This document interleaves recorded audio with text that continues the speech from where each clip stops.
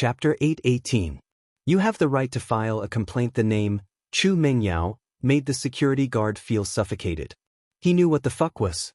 She was the Miss of Pengzhan Industries. Among the employees of Pengzhan Industries, only a handful knew Meng Yao in person. Meng Yao didn't like to appear in public, and she rarely used her Miss identity to show off her power in the industries under Pengzhan Industries. However, there were many who knew Chu Mengyao's name. As long as they worked in Pengzhan Industries for more than half a year, they would have heard of Chu Mengyao. This was also a topic that they would unintentionally bring up when they chatted with their colleagues. Everyone knew that Pengzhan had a beautiful daughter named Meng Yao, but not many had seen her in person. That was why everyone was more curious about Meng Yao, and the name was etched into everyone's minds. Although the security guard was one of the lowest positions in Pengzhan Industries, he would still talk about Chu Mengyao with his colleagues after meals. When he saw the name on the membership card, he immediately understood Chu Mengyao's identity. She was actually the Miss of Pengzhan Industries. No wonder everyone around her had a diamond membership card. This wasn't strange at all. What kind of status did the Mrs. Friends have? They must be rich and powerful. It was natural for them to have a membership card from Pengzhan Industries. Miss Chu, thank you for your cooperation. Please keep the membership card.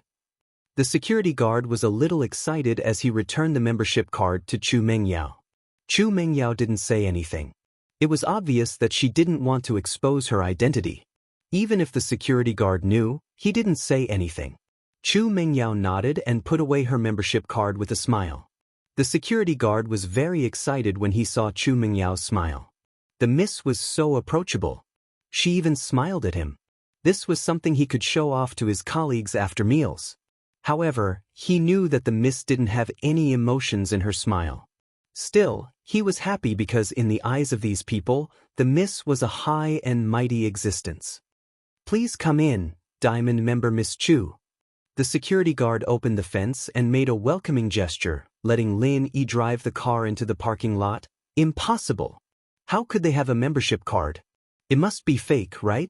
Go Huli couldn't accept this fact. From her point of view, how could these small fries have a membership card of Pengzhan Business Tower? Moreover, he took out 3 of them at once. This was simply illogical. So he yelled at the security guard, "Hey, did you see wrong? Either that or you're playing favoritism. You saw that the girl was coquettish and smiled at you, so you let her go, right? I want to lodge a complaint against you." The security guard frowned. You're saying that Miss is coquettish? How reckless. However, the security guard had been through strict training. Although he was extremely dissatisfied with Go Huli, he still maintained a smile on his face. Of course you have the right to complain, but the parking lot is fully monitored. I won't do anything illegal.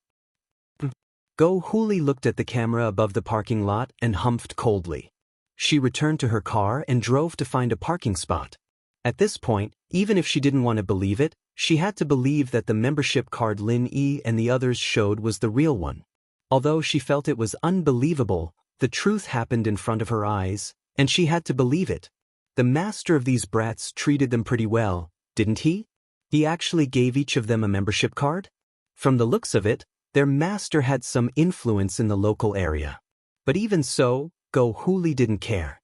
Thinking of her man's family's huge influence, no matter how powerful the people in this small place were, could they be stronger than her man? They weren't on the same level at all. Go Huli parked her car, and Lin Yi also parked his car at the side. Don't think that you're so great just because you have a membership card.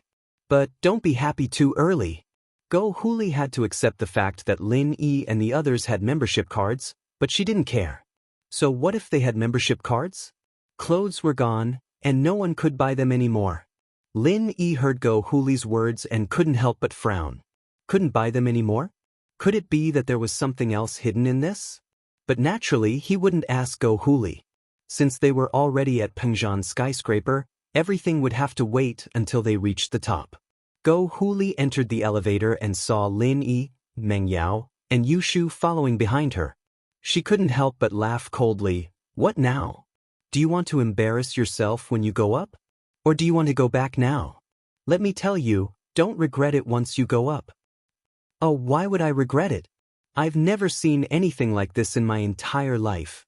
Yushu was so happy that she was practically dancing with joy at the thought of Go Huli's head-twisting performance.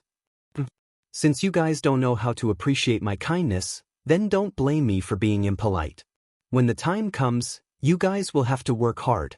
Go Huli felt that these people were unreasonable, especially Yushu. Why was she acting like a little psycho? The elevator went up slowly and finally stopped at the floor where clothes were sold.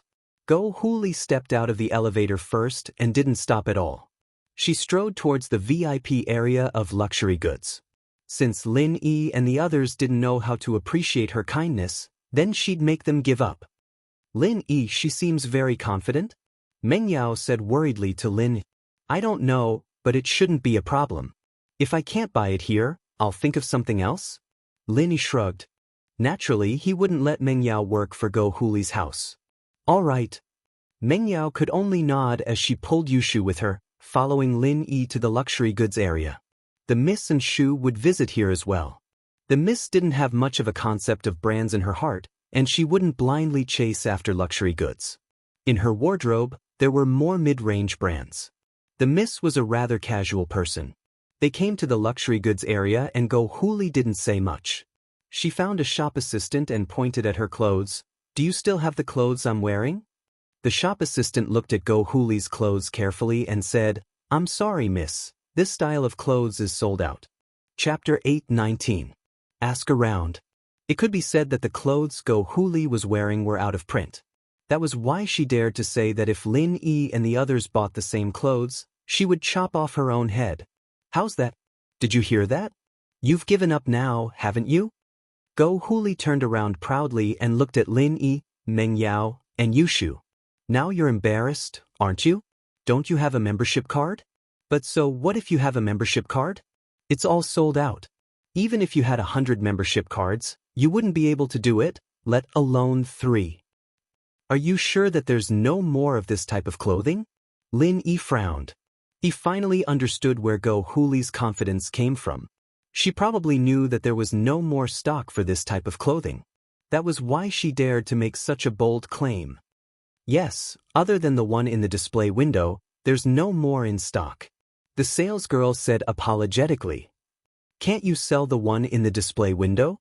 Lin Yi asked. I'm sorry, sir, but I don't have the authority to open the display window, the salesgirl explained. Because the items in the display window are arranged by the sales department of the commercial building, and they can only be changed periodically. Our normal salespeople and salespeople don't have the keys to the display window. Oh, I see, Lin Yi nodded and looked at Meng Yao. Give me your membership card. Meng Yao paused, not knowing what Lin Yi was going to do. She took out her wallet from her pocket and handed the membership card to Lin Yi. Lin Yi took the card and passed it to the salesgirl. Take this card and find the manager of the sales department. Ask him if you can sell the sample in the display window. Diamond card? The salesgirl paused and shook her head. I'm sorry, sir. Although you're a respected Diamond VIP member, we can't sell it. This is a rule set by the commercial building a long time ago. Huh. You 3 servants really haven't seen the world. Go Huli laughed coldly at Lin Yi's actions. You think you can act all high and mighty just because you have a Diamond membership card? That was a mistake. I even have a Diamond membership card, but this is the rule of the mall. Or you think you can change other people's rules? What a joke. I've never seen people as unsophisticated as you. I don't know how your master usually teaches you. You're actually so ignorant. You think you can act cool just because you have a Diamond card? How naive. Go Huli's words were so sarcastic that even the shop assistant couldn't stand it anymore. She was just asking if the Diamond card had this privilege, and she didn't say anything else. But here she was, mocking her. Did she do anything to piss you off? Lin Yi didn't respond to Go Huli's words. He treated her like a mad dog and it was a waste of time to talk to her. Just do as I say. Show this card to your sales manager, and he'll tell you if the clothes are for sale or not. Lin Yi said directly to the shop assistant, just do as I say, show this card to your sales manager, and he'll tell you if the clothes are for sale. The salesgirl had no choice but to agree to Lin Yi's insistence. After all, This was a request from a diamond customer. The employees of Pengzhan Industries were trained to put the customer first. They couldn't just ignore the customer's request. Even if the customer's request was unreasonable, they had to explain patiently or report it to the higher-ups. You still want to try? Try what? What a joke. Go Huli didn't expect the salesgirl to agree to Lin Yi's request. She was instantly annoyed. Why didn't you just reject him? What's the point of wasting time? Of course, I want to try. There are people at home waiting for you to twist their heads off, Lin Yi said indifferently. Oh, that person is me. Yushu quickly raised her hand to express her intention. Go Huli glared at Lin Yi and Yushu. She thought to herself, if that's the case, I'll let you two be happy for a while. You two really won't give up until you see the coffin. Meng Yao saw that Lin Yi passed the card to the salesgirl and asked her to look for the sales manager. She could roughly guess Lin Yi's intention. Lin Yi was planning to use her identity as the miss as a stepping stone. In fact, Lin Yi had the same thought. He could see some clues from the face of the security guard. The security guard saw the information on Meng Yao's diamond card and recognized her identity as the miss of Pengzhan Industries. If a security guard could recognize Meng Yao, then how could the sales manager of Pengzhan Business Building not know her? After seeing the information on Meng Yao's card, he probably wouldn't care about the rules anymore. He would just take out the clothes and sell them to Meng Yao, who was in charge of Pengzhan Business Building. Of course, it was Pengzhan Industries. Who was the biggest in Pengzhan Industries? Wasn't that Chu Pengzhan? Meng Yao was Chu Pengzhan's only daughter, the future heir of Pengzhan Industries. How could these small managers not please Meng Yao? So, Go Huli's ending was already decided. She would see how she would twist her head off. Although the salesgirl was confused, since Lin Yi insisted, she still took the card from Lin Yi and quickly walked to the sales manager's office. This was the office of their direct superior. The salesgirl was a little nervous. She took a deep breath and knocked on the door. Come in. A deep male voice came from inside. The salesgirl pushed the door open and said nervously, Manager Wang, I'm sorry, I want to disturb you. Oh, you are? Manager Wang obviously didn't know who the salesgirl was. There were too many salesgirls in the building. How could he recognize each and every one of them? I'm Chen Lily, the salesgirl of the luxury goods counter in the clothing department. The salesgirl introduced herself. Oh, what's the matter? Manager Wang didn't have any impression of Chen Lily. He nodded when he heard that she was his subordinate. It's like this. There's a diamond customer who wants to buy the display items in the window. Chen Lily said. Chapter 820. Chapter 0820, Destined Tragedy. Manager Wang, I've already explained to this customer, but he insisted that I show you his membership card. Chen Lily explained, didn't you say that we have to try our best to satisfy the customer's request? Even if it's an unreasonable request, we have to report it to the higher authorities. Manager Wang nodded. If the customer insisted, then Chen Lily wasn't wrong. He said, give me the membership card, I'll take a look first. Manager Wang wasn't an idiot since he was able to reach the position of marketing manager. Naturally, he knew that a customer who could say such a thing must have a high status. If the customer was really someone important, like a strategic partner of Pengzhan Industries, then he really couldn't afford to offend them. He could only call Pengzhan's assistant, Faubert. Chen Lily passed Meng Yao's membership card to Manager Wang. There was a credit card machine in Manager Wang's office.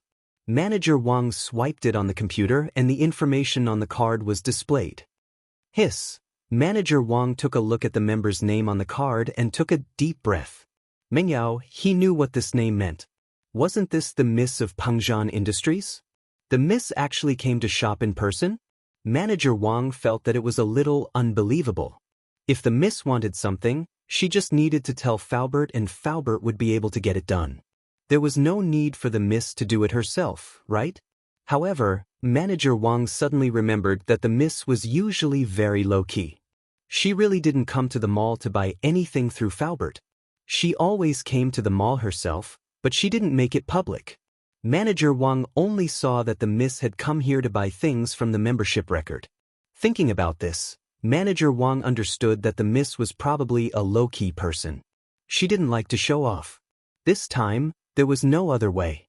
The style she wanted was gone, so she had no choice but to ask the shop assistant to take out the membership card and look for him. Let's go, I'll go there myself. Manager Wang took Mingyao's membership card and said to Chen Lily. Chen Lily was stunned. She didn't know why Manager Wang had such a reaction after seeing the membership card. Was there any secret in this membership card? However, Manager Wang naturally wouldn't explain to Chen Lily. Since the Missy was a low-key person, she probably didn't want others to know her identity. Otherwise, she could have just called Faubert, and everything would be solved. Or he could just ask the shop assistant to convey her identity. There was no need to use such an obscure method to tell him. As Manager Wang walked out of the office, he ordered an employee of the sales department to take out the clothes from the display window. This made Chen Lily dumbfounded. Does Manager Wang really agree to sell the exhibits in the display window? This had never happened before, right? But since Manager Wang didn't want to explain, she didn't want to ask anymore. She followed the manager to the luxury goods counter of the clothing department, and Manager Wang quickly walked over and took out Mingyao's membership card. Who's this membership card for? It's mine.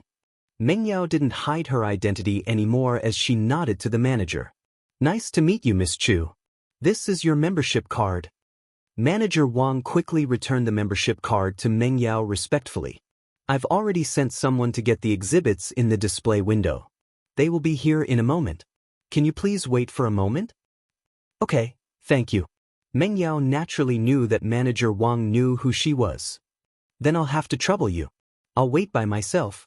Can you go ahead? No hurry. Manager Wang quickly shook his head. Oh hey, old lady, when are you going to perform a head-twisting performance? We got you the exact same clothes. Yushu couldn't wait to call out to go Huli after the clothes were bought. Old lady? Who's the old lady? I'm only in my 30s, okay? Where's my beauty? Yushu's words almost made Go Huli explode. How did she become an old lady? Go Huli was already a little angry when Manager Wang came out of nowhere to sell the clothes to Lin Yi's group. She didn't expect Yushu to call her an old lady. She was even more furious now. Who are you calling an old lady? Go Huli glared at Yushu. Oh, I don't know. Naturally, the oldest among us is the old lady. Yushu blinked innocently. Go Huli grunted in displeasure, but she wasn't in the mood to argue with Yushu and the others anymore. She was more concerned about why the mall would sell the clothes in the window to Lin Yi's group. This was what she had specifically asked before. The goods in the display window weren't for sale. Moreover, the shopping guide, Chen Lily, also said that the goods in the display window weren't for sale. However, when Manager Wang came, he agreed to sell them. But if he agreed to sell them, wouldn't it mean that she had lost the bet? How could Go Huli let this happen? She was confident that she could see Lin Yi's group lose face. Then she would bring them home and humiliate them. She would make them work for her. But the situation changed. She actually lost. Didn't that mean that she would have to tear her head off in front of them? How could Go Huli tear her head off? Her face turned ugly. She looked at Manager Wang coldly. What's wrong with you guys? I thought the goods in the display window weren't for sale? Why are you selling them? Manager Wang paused. He didn't know what Go Huli was doing. But he still explained, our mall has its own rules. It's the mall's decision to sell the goods. What Manager Wang meant was, although you are a VIP of our mall, you can't interfere with the operation of our mall, can you? Aren't you being too nosy? You guys are going back on your words. I'm going to complain. I'm going to complain to the higher-ups of your group. Do you know who I am? How dare you not listen to my opinion? Let me tell you, even the chairman of a business association in a small place has to listen to my husband. Not to mention a small mall like yours. Go Huli was furious. She pointed at Manager Wang. Chapter 821. Chapter 0821. The Xiao family, it's your right to complain, but it's our decision whether to sell the clothes or not. Manager Wang said politely. Fine. I'll remember this. Just you wait. Go Huli didn't have a choice. She'd be a laughingstock if she stayed here any longer. What if Lin Yi paid and asked her to perform a head-twisting performance? How could Go Huli wait for that to happen? Therefore, she left behind some harsh words and turned around to leave. Wait, we haven't paid you for the clothes yet, Lin Yi stopped Go Huli. I don't want the clothes anymore. You guys have it easy. But remember this, I won't let this go. Go Huli said hatefully. You don't want it? It's fine if you don't want it, but you can see that we can buy the same clothes as you. Don't you owe us something? Lin Yi said faintly. Oh, quick, perform a head-twisting performance. Everyone look, this old lady is going to perform a head-twisting performance. She's even better than the clowns in the zoo. Yushu shouted. I didn't ask for the clothes, what performance? Go Huli glared at Yushu. I'll remember you too, just you wait. We'll settle the score next time. With that, Go Huli ignored Lin Yi and Yushu and walked towards the elevator. You let her go? Lin Yi looked at Meng Yao. Forget it, this kind of person isn't worth arguing with. Meng Yao shook her head, evidently not intending to be aggressive. Lin Yi shrugged. Since the miss said so, he wouldn't say anything else. Go Huli was just a clown in his eyes, but from what she said, her man seemed to have some power? He didn't know if it was true or not. It's so boring. Some old ladies just like to take advantage of their seniority. They said they were going to do a head-twisting performance, and now they're going back on their words. Yushu was getting bored. Go Huli staggered and almost fell to the ground, but even so, she sprained her ankle. She gritted her teeth in anger. She wanted to think about it later, but she couldn't take it anymore. She had to vent her anger. Go Huli took out her phone and dialed her man's number after entering the elevator. Hubby, I got bullied as soon as I got to Songshan.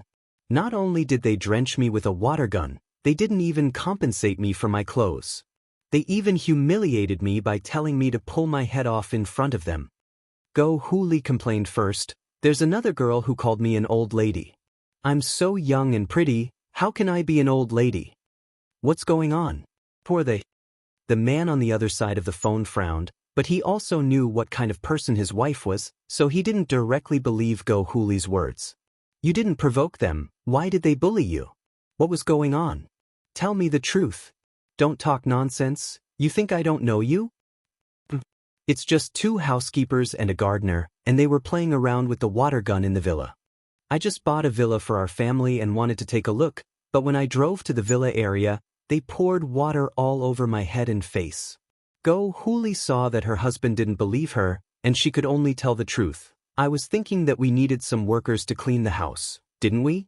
I wanted them to be free cleaners for a month, so I scared them and asked them to pay for my clothes, but they agreed.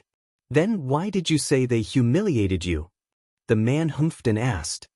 They were just a few servants, how could they afford to pay for my clothes? You know that I bought all my clothes from Pengzhan Commercial Building, and when I bought them, other than the display in the window, there was only one left. Go Huli explained. I thought that they definitely wouldn't be able to buy it. So I made a bet with them, saying that if they bought it, I would cut off my head, and if they couldn't, they would have to work hard for a month. And they bought it, right? The man was speechless. How could she say something like that? Cut off your head for them to see?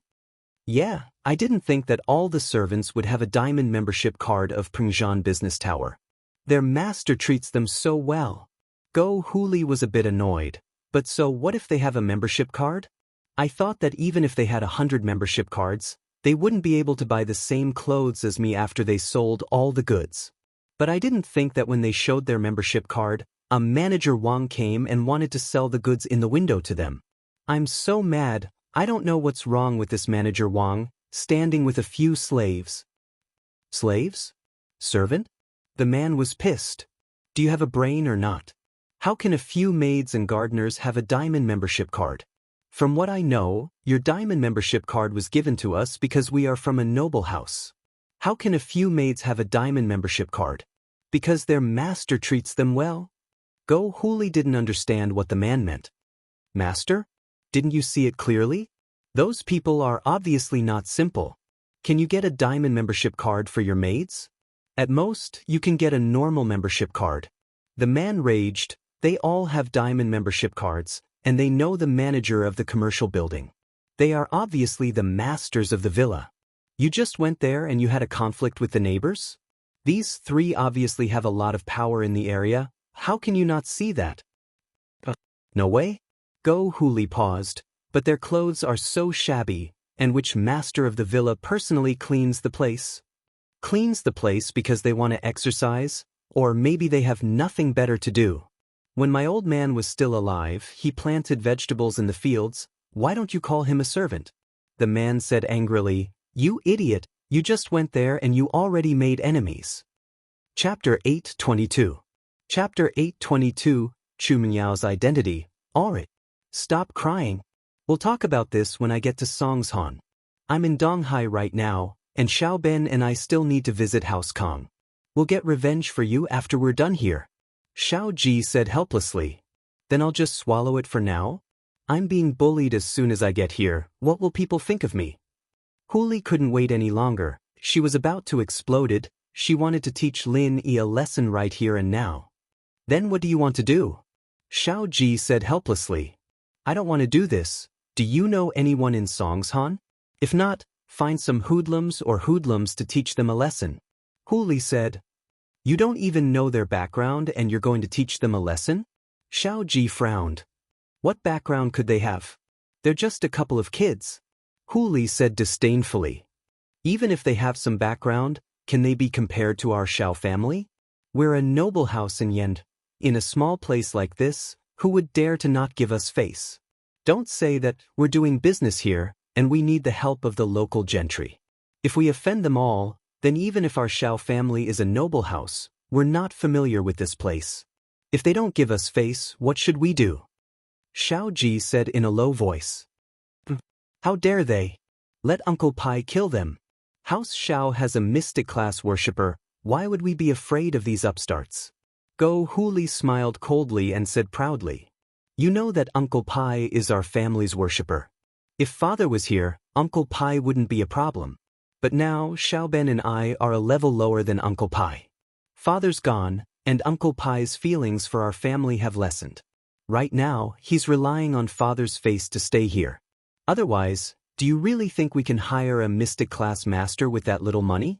Are you dreaming? Xiao Ji said. What do you think we should do? I'll just bear with it. Your wife is about to become a ninja turtle. People will say that the Xiao family's old man died, and the Xiao family is done for. You can't even win against a small upstart. Go Huli didn't want to give up. Alright. Investigate the other party's background first and see who they are. No matter what, I have to wait until I pay a visit to old Master Kong. Xiao Ji said impatiently. It's not like you don't know about our Xiao family situation. To outsiders, we're one of the 4 big and 5 small families. But now, we can't even compare to the Kong family.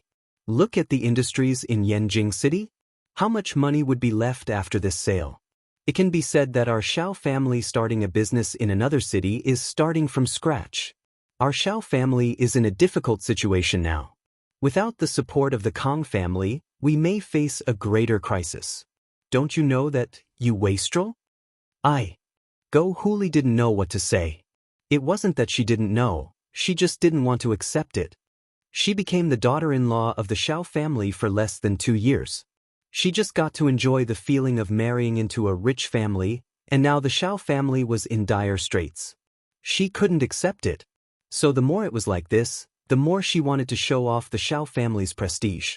She wanted to use the Xiao family's name to fight for her face and act cool. Otherwise, she wouldn't be able to accept this. Before Go Huli could finish, Xiao Ji hung up the phone. Go Huli wanted to throw the phone in her hand, but she remembered that this was the latest iPhone, and it cost her a few thousand. She hesitated and put it away. The Xiao family was in dire straits. Go Huli's monthly allowance wasn't as much as when she was a mistress. But she couldn't do anything about it. She knew that the Xiao family was in dire straits. She couldn't complain even if she wanted to. Go Huli decided that when she got back, she would go to the property management and ask for information about the owner of the villa. How could she live up to her identity as the daughter-in-law of the Xiao family if she didn't teach them a lesson? Thus, Go Huli rushed down the stairs to the parking lot, got in her car, and drove back to the villa district. She found the property management company and swaggered in. The property management company had the files of all the owners. As long as it wasn't explicitly told to be confidential, It could be checked directly. So Go Huli didn't spend much effort to find out the owner's name. It was Chu Mengyao. Chu Mengyao? Go Huli paused. She suddenly remembered that the maid who showed her the membership card had the surname Chu, and the other maid called her Yao Yao Sis. Could she be Chu Mengyao? No way. She was the owner of the villa? Go Huli was a little surprised. Mengyao and Yushu, on the other hand, weren't dressed very well. They were just normal sportswear, and Lin Yi, on the other hand, was wearing a big cloth shirt that couldn't be more tacky. He looked like a worker, a standard gardener's attire. That was why she thought that these people were just servants, but now it seemed that these people were the owners of this area? No wonder they had diamond membership cards. They were 3 rich second generations. But the more it was like this, the angrier Go Huli got. Since you guys are the owners, why didn't you refute me when I said you were servants? Are you guys pretending to be pigs to eat tigers? Are you playing with me? Hey, tell me, what's this Chu Mingyao's background? Go Huli called a security guard over and asked. Although Go Huli had just changed the name of the villa yesterday, almost everyone in the property management knew this domineering woman. She kept saying that she was a rich lady from Yanjing and pointed fingers at people. She was as domineering as a crab. When she came to do the procedures yesterday, it was the lunch break. But Go Huli threw the lunchbox of a staff member and asked him to do the procedures for her immediately. The staff couldn't do anything to a domineering owner with a powerful background. They couldn't afford to offend her, so they could only swallow their anger. Chu Mengyao is the miss of Pengzhan Industries. This was something everyone in the community knew. The security guard didn't hide it and told Go Huli directly. What? She's the miss of Pengzhan Industries? Go Huli's eyes widened. Are you telling the truth? Chapter 8:23. The Shao family's plans, this bitch. She's pretending to be a pig to eat a tiger. I'm so pissed. I won't let you go. Huli finally understood why manager Wang of Pengzhan Commercial Building would sell the samples in the windows. How could he not sell it when the miss of Pengzhan Industries was there? Go Huli ignored the guard and walked out of the company. She got into her sports car and angrily called her man, Shao Ji's number. What do you want this time? Shao Ji picked up impatiently. It was a bad decision to make Huli his mistress. She wasn't this troublesome back when they were still lovers. Honey, I've done my research. That housekeeper really is the owner of the villa. She's called Mengyao, the miss of Pengzhan Industries. Huli said. See? What did I say? Housekeeper? I don't know what kind of eyes you have, offending her? Shao Ji frowned. Pengzhan Industries? Isn't that Pengzhan Industries? Is this Pengzhan very powerful? Huli asked carefully, sensing the unfriendliness in Shao Ji's tone. Not really, but Pengzhan Industries is one of the largest corporations in the province. Offending them means you've added another enemy to our Shao family. Shao Ji said unhappily. I'll call you back later. I'll ask Xiao Ben and see what we should do. Okay. Huli didn't dare say much and quickly hung up. She thought to herself, Pengzhan Industries may be one of the largest corporations in the province, but so what? Shao family came to Songshan and couldn't find a place to establish their dominance. Finding Pengzhan Industries to do that would be a good idea. Shao Ji hung up and told Xiao Ben about Huli's situation. He wanted to discuss a plan with him. In the Shao family, Shao Ji was the eldest, but Xiao Ben was the one who called the shots. Shao Ji's personality was rather crude, and Xiao Ben was the true brains. Brother, what do you think we should do? Shao Ji told Xiao Ben about how Go Huli offended the miss of Pengzhan Industries. He wanted to ask for his opinion. It's all your sister-in-law's fault. She's a reckless person, causing trouble as soon as she came to Songshan. Oh? Trouble? Xiao Ben shook his head and said with a smile, this is a good move. Our Shao family is unfamiliar with this place, and the only one we have a good relationship with is the Kong family. But this is obviously not enough. A lot of companies probably don't know the reputation of our Shao family.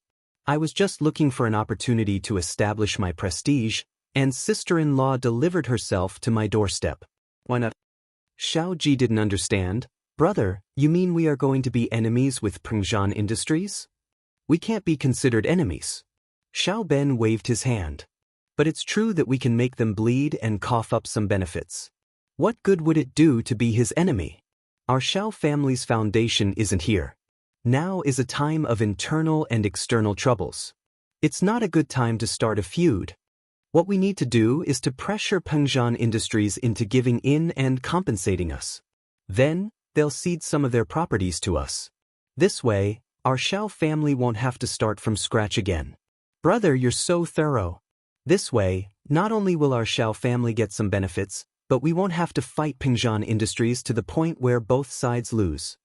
Shao Ji nodded, but he was still a little doubtful. But will Pengzhan really give in? Our Shao family's name is right there. How dare he not give in? And we'll stick to this matter. Pengzhan didn't give Shao family any face at all, bullying my sister-in-law. If he doesn't compensate us and doesn't cede any profits, then fine. Let's have Uncle Pai go to their house and see if they'll give in. Xiao Ben laughed coldly. This Pengzhan's daughter sure is arrogant.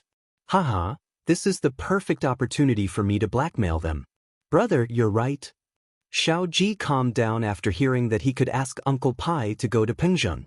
He'd heard that Pengzhan's bodyguard, Faubert, was only a golden class late phase peak physical practitioner. That was a level lower than Uncle Pai. If Uncle Pai were to step in, Pengzhan wouldn't dare say anything. Shao family was a powerful house. How could a small businessman like him bully them? If he didn't teach him a lesson, he wouldn't know how powerful Shao family was. Alright, let's go visit House Kong first. Xiao Ben settled the matter with just a few words, putting Xiao Ji at ease. He'd thought that his wife had made enemies the moment she arrived in Songshan, and that it wouldn't be good for Shao family's future development. But he didn't think that his brother would turn a bad situation into a good one so easily, turning this conflict into an excuse for Shao family to get rich. Yes, his wife didn't seem too bad. Being a little arrogant had its benefits. He'd have to praise her when he got home and let her continue being arrogant. Uncle Pai isn't here yet? Xiao Ji looked at the time on his watch. I've already sent someone to the hotel to pick him up. If it wasn't for Uncle Pai, I'd really be afraid that old fox Dr. Kong would cause some trouble. House Kong and Shao family haven't been very close lately. Xiao Ben sighed. House Kang's attitude made the Shao family brothers a little anxious. The Shao family brothers were very clear about House Kang's goal. The so-called marriage was nothing more than using the Shao family as a springboard for House Kong to become a noble house. But as the Shao family fell further and further, House Kong was probably starting to look down on the Shao family's usefulness. The Shao family sold their business in Yanjing and came to Songshan for two reasons. One was to facilitate the marriage between House Kong and House Shao, and the other was because the competition in the business world wasn't as fierce as in Yanjing. The Shao family brothers were in a difficult situation in Yanjing. Their grandfather's old friends had all turned their backs on them. Even House Yu didn't see the Shao family as a noble house anymore. At the end of the day, the Shao family didn't have anyone who could stand on the stage. The Shao family didn't have any masters. Although they had Uncle Pai, a mystic class master, he was still a master. It wasn't the Shao family's strength. Shao family started off as a business family. At its peak, it was because of Uncle Pai's support that the Shao family became a noble house. But now, the Shao family brothers didn't have the power of Uncle Shao family's old man, and Uncle Pai's attitude had changed. The Shao family was naturally a lot weaker. Xiao Ji and Xiao Ben regretted not training with Uncle Pai when they were young. If the Shao family brothers were just golden class masters, they wouldn't be in this situation. Chapter 824. The Shao family's visit an SUV with Yanjing's license plate slowly drove over. Uncle Pai had arrived. The two brothers of the Shao family also got in the car and drove to the Kong family's villa with the MPV. Dad, the Shao family is here. Should we go welcome them?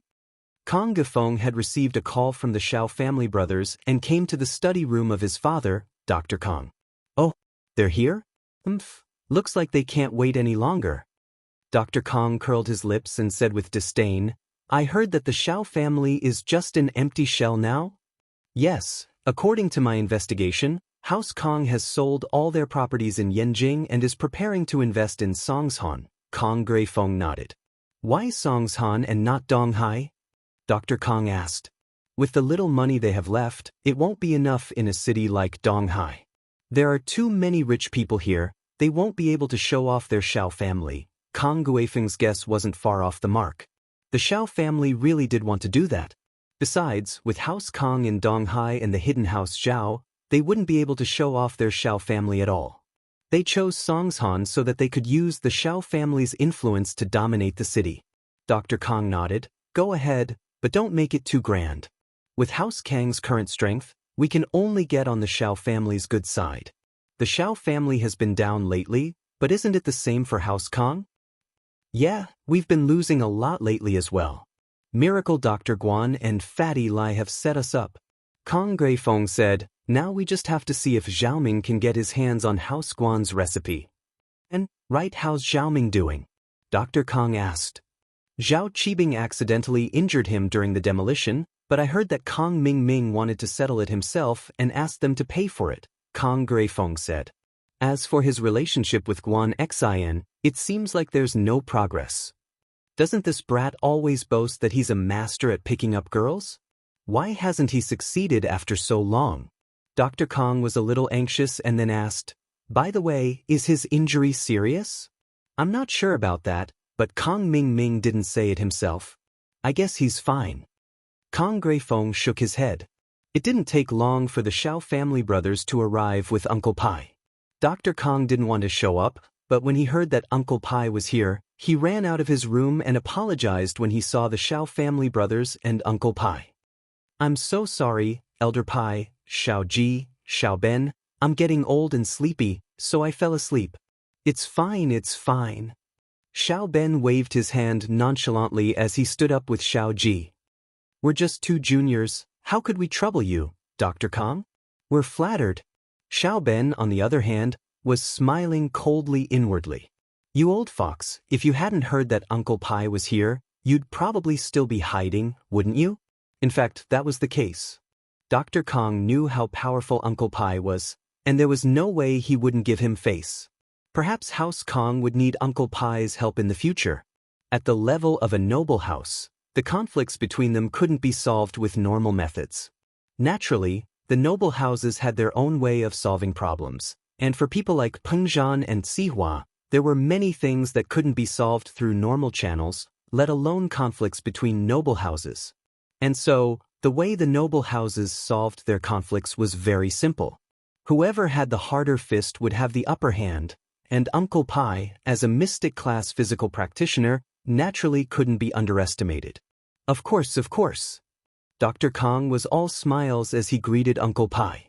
Elder Pai's presence brings light to our humble house. Dr. Kang's name is quite well known as well. Uncle Pai looked at Dr. Kang, not even standing up from his chair. He only looked at Dr. Kang, speaking faintly. His expression didn't show any signs of his name being well known at all. Dr. Kang was a little embarrassed, but he didn't dare say anything. With a laugh, he returned to his seat and started chatting with the Xiao family brothers. Xiao Ji, what brings you to Donghai? Is there anything we can help you with? Actually, Dr. Kang, as you know, ever since my father passed away, our Xiao family's business in Yanjing turned into a mess. My father did some stupid things before he passed away, and messed up the business. Xiaoben didn't hide it, since House Kang knew about it as well.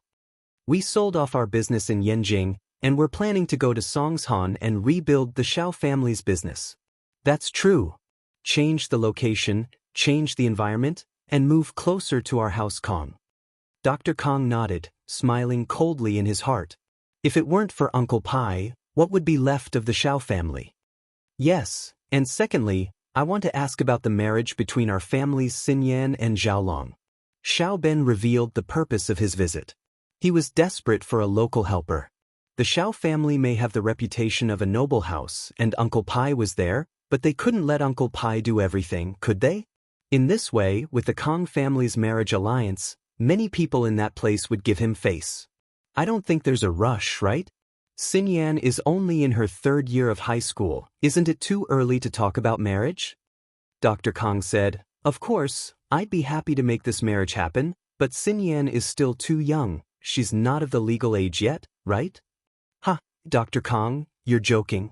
These rules are nothing in the eyes of a noble house, but even if they don't get married, they can still get engaged. At least we can get it done first, right? Xiao Ji also laughed and interrupted. Yes, that's true. Dr. Kong nodded. All right, I'll ask Xiaolong about this, and then we'll move the engagement forward. As for the engagement, Dr. Kong didn't really care. After all, an engagement wasn't marriage, and he could call it off at any time. As long as House Kong found a stronger backer, or if he had more power, he could get rid of the Xiao family.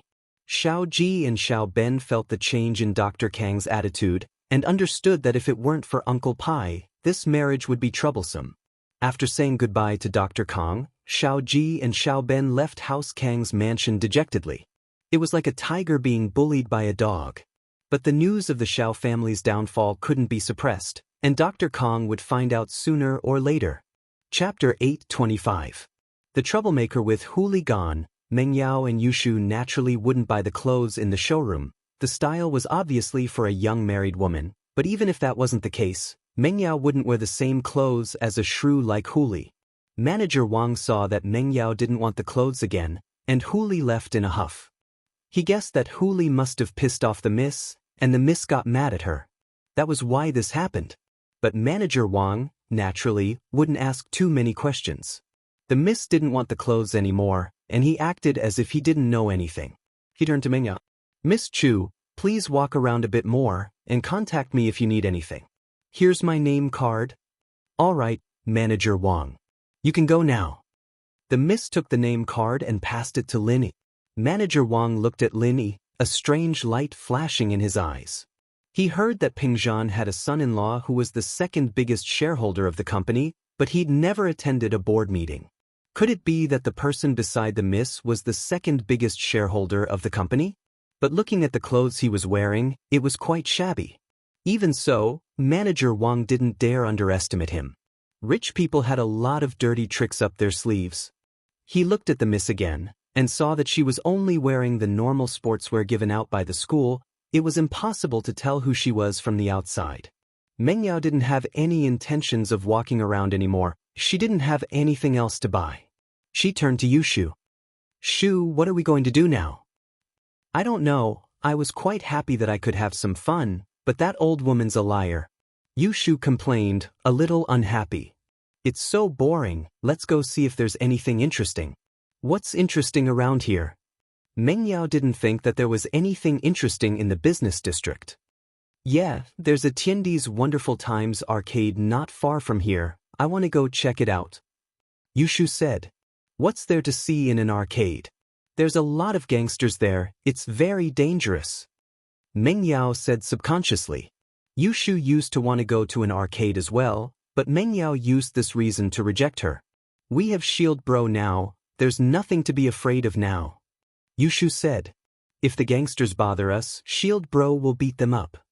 Meng Yao paused after hearing Yushu's words. It was true that they wouldn't be in any danger now that they had Master Lin by their side. Normal gangsters wouldn't be able to do anything to him. Lin Yi, Shu wants to go to the arcade? Meng Yao. Lin Yi was a little surprised. The miss was asking for his opinion? She had never been like this before. It seemed that after the incident at the hospital, the young lady had really changed a little. Lin Linny said, the 2111, the Lin Linly, Lin think. Lin Mingyao wanted to see what an arcade looked like. Would people laugh at her if she told them she'd never been to an arcade before? Mengyao actually wanted to see what the arcade looked like. She was a grown-up now, and she didn't know if people would laugh at her if she told them she'd never been to an arcade before. However, this was the life of the Miss and Shu before they met Lin. It looked glamorous, but it was boring.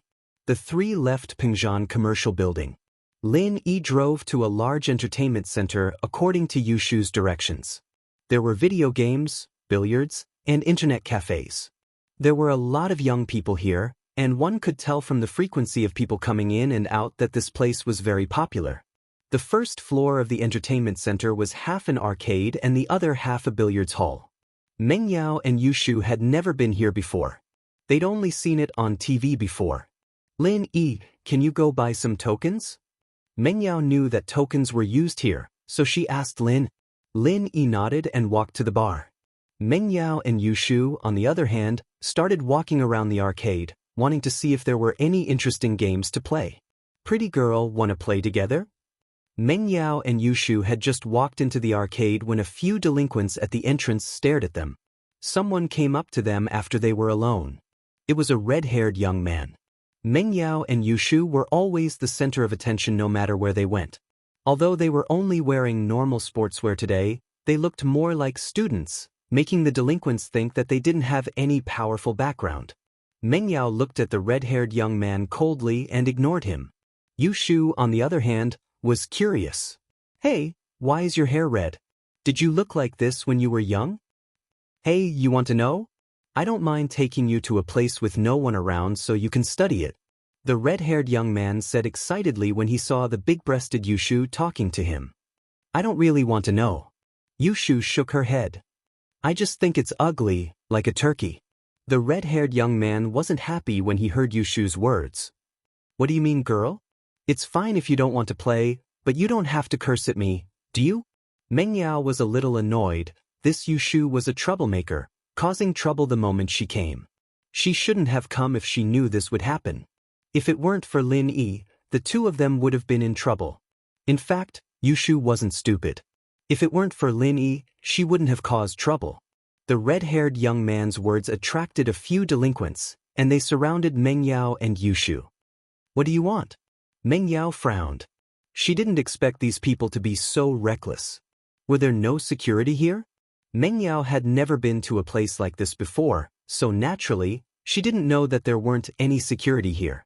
There were only a few gangsters watching the place, but they wouldn't come out as long as there wasn't a huge commotion. She scolded our red-hair bro. What do you think we should do? A bald young man with a cigarette in his mouth pointed at Yu Shu. Fine, it's her fault. I'll apologize on her behalf, okay? Meng Yao didn't want to cause trouble. Okay? You think it's okay? How about this? Let this girl play with our red-hair bro for a while, and we'll forget about it.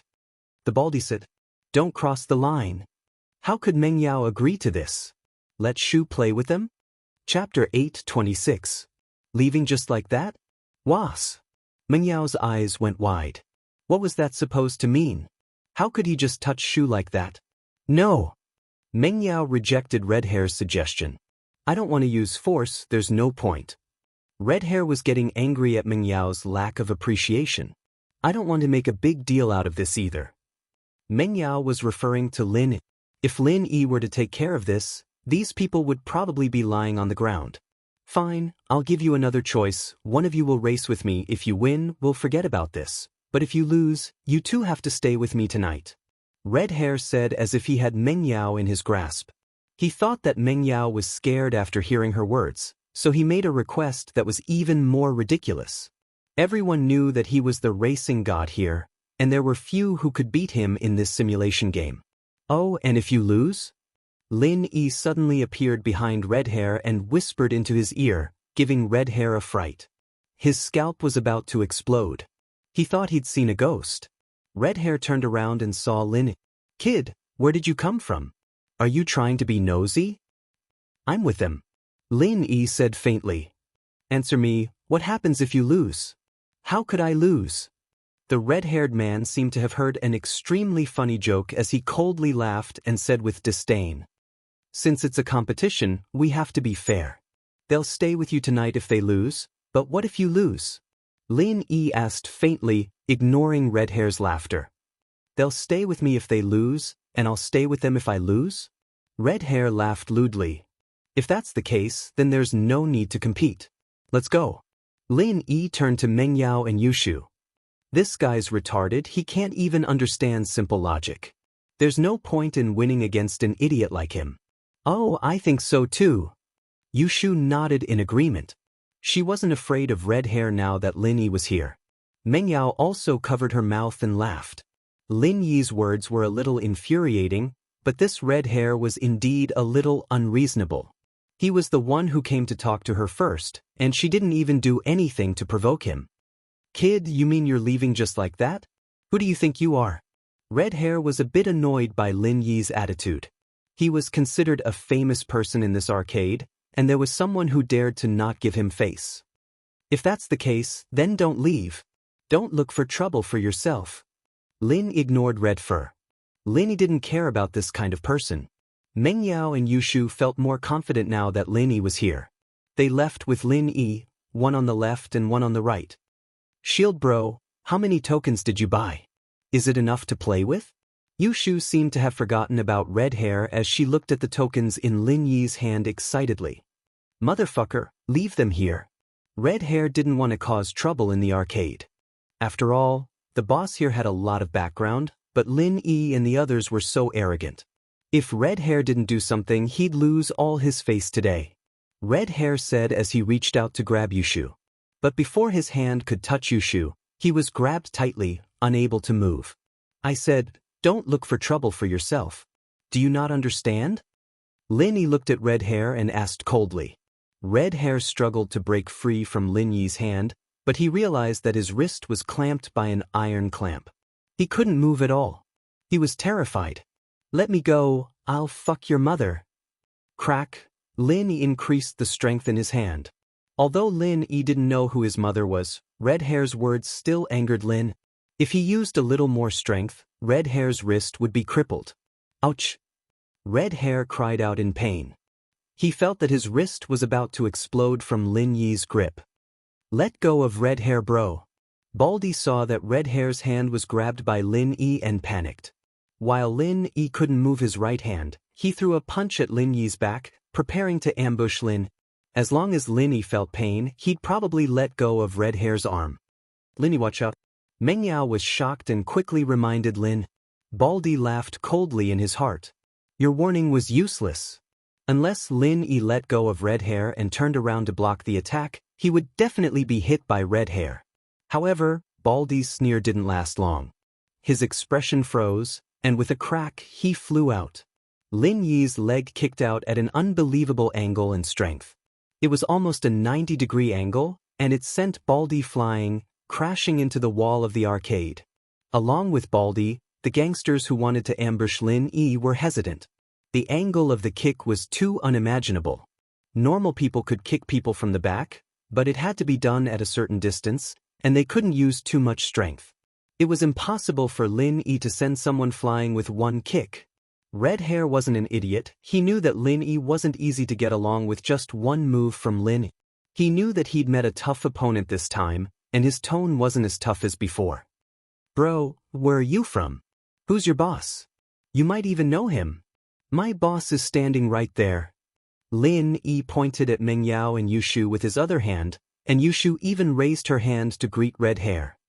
Fuck, are you messing with me? Red Hair subconsciously thought that Lin Yi was messing with him. What kind of boss had two girls? Wasn't this bullshit? Red Hair was furious. I don't care who you work for, do you know who's in charge of this place? This is Zhou Ruoguang bro's place, and you're messing around here? Are you tired of living? Zhou Ruoguang? Lin Yi paused. No wonder the sign, Tiandi's Wonderful Entertainment Center, sounded familiar. It was Zhou Tiandi's business. Red Hair's underlings had gone to get Zhou Ruoguang as well. The situation here was out of their control. Lin Yi was no weak, Baldy was lying on the ground with a kick, and Red Hair was being held hostage as well. The underlings didn't dare act rashly, and could only go to Zhou Ruoguang for help. Chapter 827. Did I say something wrong? What's going on? Zhou Ruoguang looked at Baldy impatiently. Guang bro, someone's messing around in the arcade and caught Red Hair bro. Can you go take a look? Baldy said carefully. Master June. I'm sorry, I have to go take a look. Zhou Ruoguang heard that someone was messing around in the arcade and even caught Red Hair. He couldn't just ignore it. Although Redhead wasn't his subordinate, Redhead was still one of the pillars of his game hall. He was an expert in simulation racing. Many people would come to challenge Redhead, which brought great benefits to the popularity of the game hall. Oh, let's go take a look then. Next to Zhou Ruoguang, a very handsome young man put down the billiard cue in his hand and said, "It just so happens that playing billiards is quite boring. There is something that can add some fun." Zhou Ruoguang relaxed after seeing that Master June didn't show any dissatisfaction. Since Master June is interested, let's go take a look together? Master Jun's name was Jin Ingjun. His father, Jin Dazhou, was a famous entertainment tycoon in Donghai City. He owned a few entertainment cities and the direction of Zhou Ruoguang's business was very similar. The two families were discussing a partnership. Tiandi couldn't expand his business in Songshan due to Zihua's suppression, and it was the same for Zhen Dazhou. He was doing quite well in Donghai, but there were just too many ruthless people in the city, and Dazhou's growth was restricted as well. The two hit it off right away, planning to set up a gambling boat between Donghai and Songshan. They'd be making huge profits from the illegal gambling business. Of course, the two of them started their business in entertainment cities and knew about casinos very well. They knew the profits and the gambling ship was safer on the sea. It was easy to avoid detection, so making money shouldn't be a problem. However, Zhen Dazhou was obviously more powerful than Zhou Ruoguang. This time, Zhen Dazhou was the leader of the gambling ship and Zhou Tiandi was the assistant. It was impossible for Zhou Tiandi to build a luxurious gambling ship with his current wealth. Thus, Zhou Tiandi only owned a small part of the shares while Zhen Dazhou owned the majority. As a result, whenever Zhou Ruoguang and Jin Ingjun were together, Zhou Ruoguang treated Jin Ingjun as his leader and called him Master Jun. Zhou Ruoguang and Jin Ingjun followed the baldi out of the billiards hall and came to the game hall next door. A few gangster-like people followed behind Zhou Ruoguang. They were all his underlings. Zhou Ruoguang couldn't handle it himself when someone was causing trouble in his place. He didn't have the guts to do so either. He only gave a few orders and left the rest to his underlings. Today, Zhou Ruoguang wanted Jin Ingjun to see his powerful side. He yelled as soon as he entered the game hall, "Who dares to cause trouble in my Zhou Ruoguang's place? Are you tired of living?" Lin Yi didn't expect Zhou Ruoguang to come so quickly.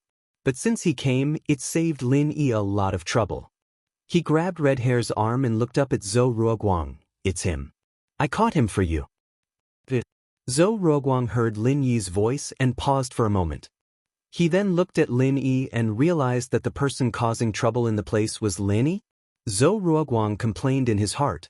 This Red Hair was really blind. Of all the people he could have messed with, why did he have to mess with a god like Lin Yi? Did he have nothing better to do? "Guang bro, save me." Red Hair saw Zhou Ruoguang and thought that his savior was here. He immediately called for help. Zhou Ruoguang was instantly annoyed.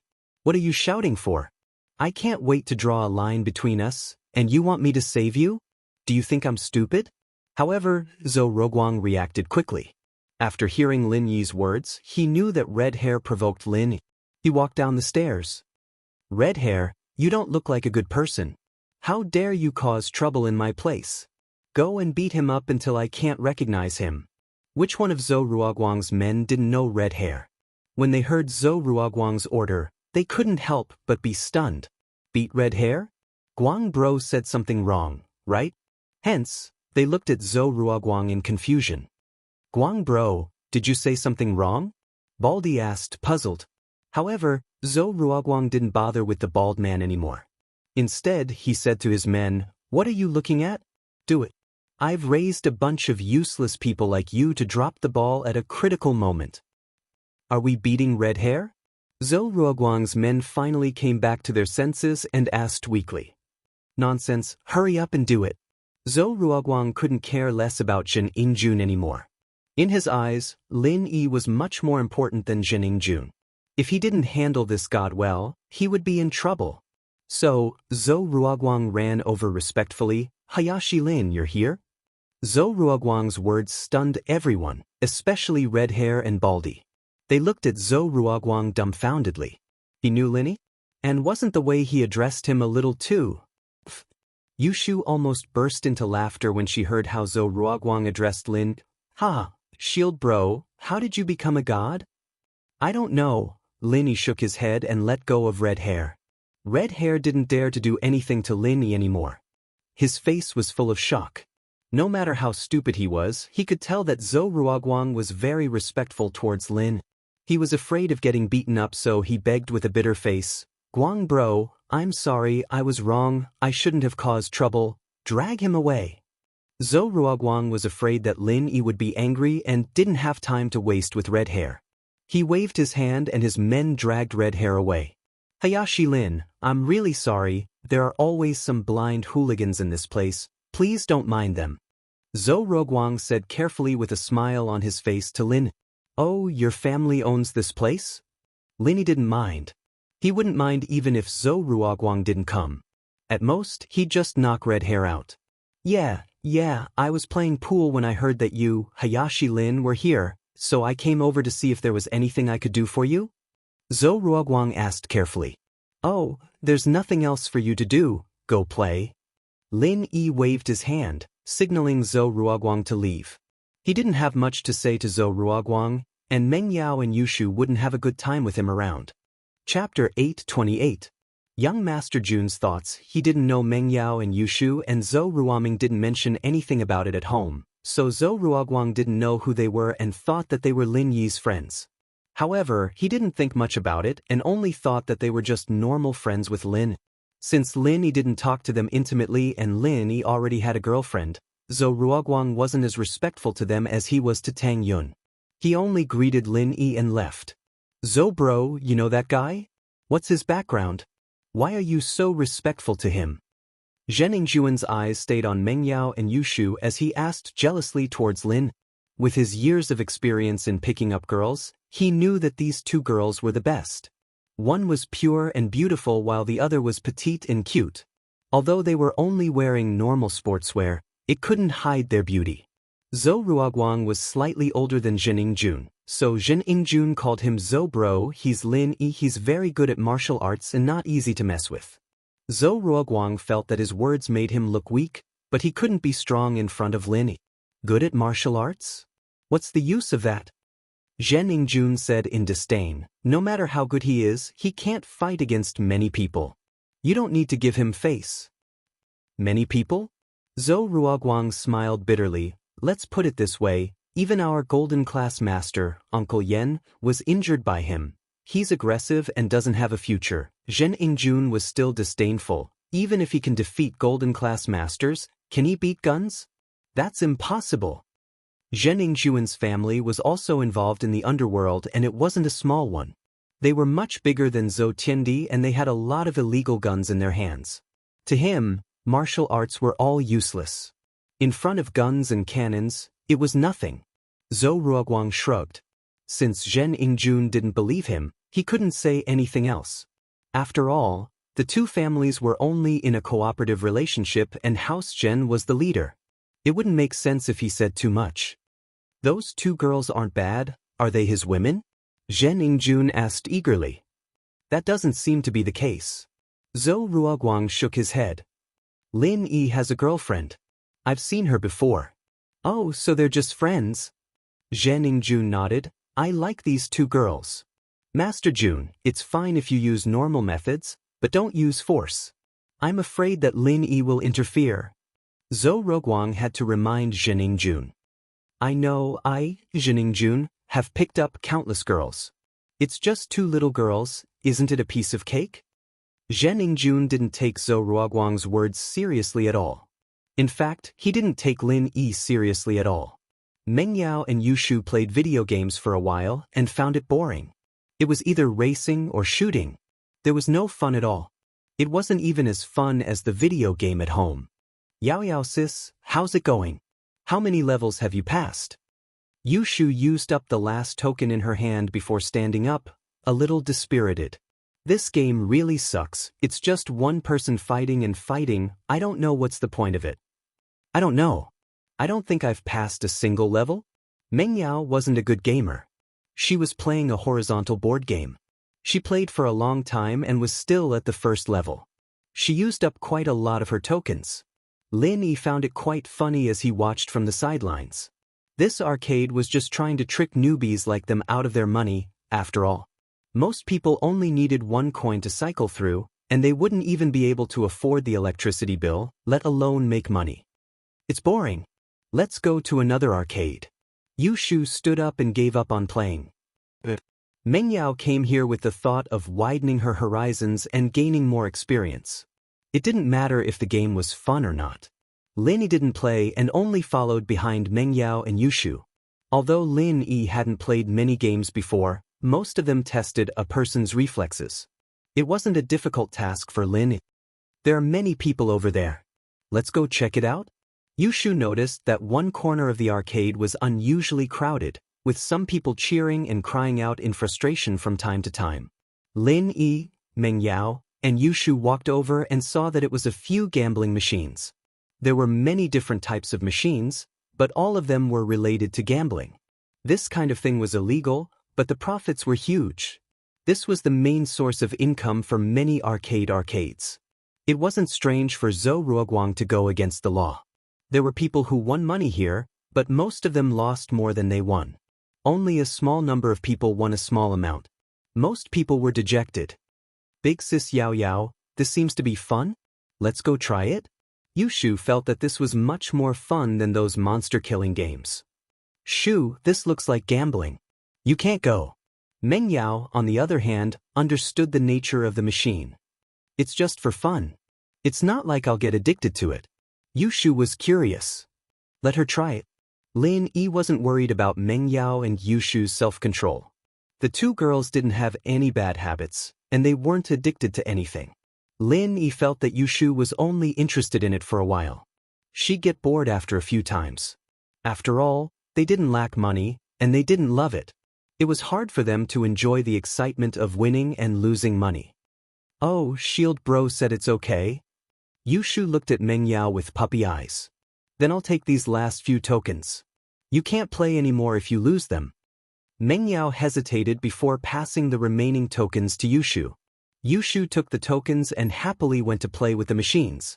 Winning with just a few tokens wasn't realistic, and it was just as Lin Yi had predicted.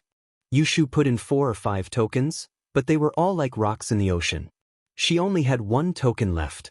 Aha, that's it? Yushu looked at the last token in her hand, unhappy. At least let me win once, right? Chapter 829. To be tempted, alright Shu, this is the last token. Don't play this anymore. Meng Yao had expected this result, so she didn't show any special expression on her face. Meng Yao was born in a wealthy family, and she'd heard about her uncles going to Macau to gamble. Most of them lost money and came back disappointed. She'd learned from a young age that gambling was mostly a scam. Yushu put her last token into the machine unwillingly, but it didn't end well in the slightest. The machine swallowed the token once more. Yushu was very angry at the sight of the token being spat out by someone else's machine. She kicked the machine in front of her. Bang! The machine didn't budge at all, and Yushu's ankle was hurting from the pain. What kind of trash is this? It's a scam. I'm called the unbeatable Luck Shu. Why haven't I won even once? Alright, Shu, I told you that these things are scams. You don't believe me. Miao smiled. You lose 9 out of 10 gambles.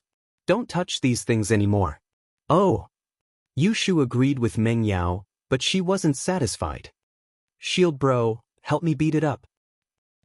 Lin Yi looked at the machine with a weird expression on his face. He pointed at himself, and then at the machine. This? Yeah. Yushu nodded. Ha.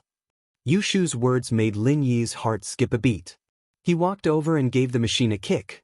The circuit inside the machine was very simple, and the machine itself was very light. Lin Yi's kick made the machine bounce on the ground, and Lin Yi's kick broke it as well. Tokens started falling out of the machine. Yushu's kick, on the other hand, couldn't compare to Lin Yi's. This is the only way to win money with this kind of thing, Lin Yi said as he pointed at the gambling machine that kept dropping game coins. This kind of thing was originally illegal, so Lin Yi didn't have any psychological burden when he destroyed it. Oh, he finally spat out the coins. Shield Bro is the best. Yushu, on the other hand, didn't really care about the coins she'd lost earlier. She was just a little pissed off, as if she'd been tricked by a scammer. Now that Lin Yi had avenged her, she couldn't help but scream happily. Lin Yi's kick scared the nearby players silly. They had never heard of anyone daring to do this in the game hall. Wasn't this courting death? You're not taking the hooligans who watch over the place seriously? However, when these people saw that it was Lin Yi, they didn't say anything. These people also saw Zhou Ruoguang's attitude towards Lin Yi before, so they didn't care about Lin Yi at this moment. The manager of the game hall heard the loud noise and quickly ran over to see the scene, but he didn't disturb Lin Yi. Instead, he ran into the billiards hall opposite and found Zhou Ruoguang, telling Zhou Ruoguang what happened here.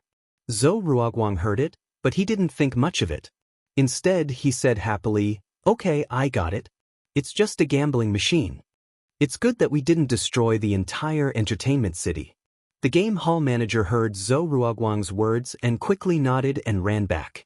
In his heart, he was glad that he didn't interfere. It seemed that Zhou Ruoguang didn't plan to stop Lin Yi at all. As for the game coins on the ground, Yushu didn't care much. She just felt that it was good to vent her anger. As for whether the game coins on the ground could be exchanged at the bar counter, it didn't matter. Besides, she was tired of the games here and didn't plan to continue playing. There was no use for the game coins. "Yao Yao sis, let's go to the billiards hall opposite to play? What do you think?" Yushu gave up on the entertainment at the game hall because she really couldn't find anything interesting to play. "Billiards hall? Shu, you know how to play billiards?" Meng Yao asked curiously. "No, but I've seen it on TV. The players who play billiards are very cool. It should be fun, right?" Yushu just wanted to see it for herself. Meng Yao nodded and didn't object. In the early days, the environment and the facilities in the billiards hall were very poor. The people who went there were mostly gangsters and gangsters. But as billiards became more popular, billiards slowly gained acceptance and became one of the entertainment methods of some successful people. Of course, the billiards hall in the entertainment city was still a mix of good and bad people. There were gangsters and rich young masters who came here to play. As for the successful people, they had their own clubs and didn't need to come to a public entertainment city like this. Lin Yi, Meng Yao and Yushu came to the billiards hall opposite to the game hall. Previously, when Lin Yi caused such a big commotion, Zhou Ruoguang didn't do anything to him. Instead, he was very respectful towards Lin Yi. This was also seen by the gangsters who came here to play. So, those who had bad thoughts towards Meng Yao and Yushu could only put away their thoughts. No one dared to provoke Meng Yao and Yushu in case of unnecessary trouble. It wasn't worth it to be beaten up like red hair. However, there was one person who was an exception. He didn't put away his thoughts towards Meng Yao and Yushu. Instead, he was even more interested in them. This person was Jining Jun. The more he looked at Meng Yao and Yushu, the more he felt that they were the best. This kind of quality was hard to come by. It was already hard to find one in a big school. Now that he met two at the same time, Jining Jun felt extremely lucky. He felt that God was taking care of him and gave him two beautiful girls at once. Moreover, with Jining Jun's sharp eyes, he noticed that Meng Yao and Yushu were probably still virgins and hadn't been touched by a man. Girls like them were the best of the best. Jining Jun felt that if he didn't do something to them, he would be letting God down. Zhou Ruoguang also noticed Jining Jun's infatuated gaze and frowned. To be honest, he didn't want to offend Lin. He knew that Lin Yi was someone he couldn't afford to offend, and this Jining Jun was someone he couldn't offend either. He heard that House Jun was very powerful in the Donghai region and had a famous gang with firearms. Everyone in the gang had a gun.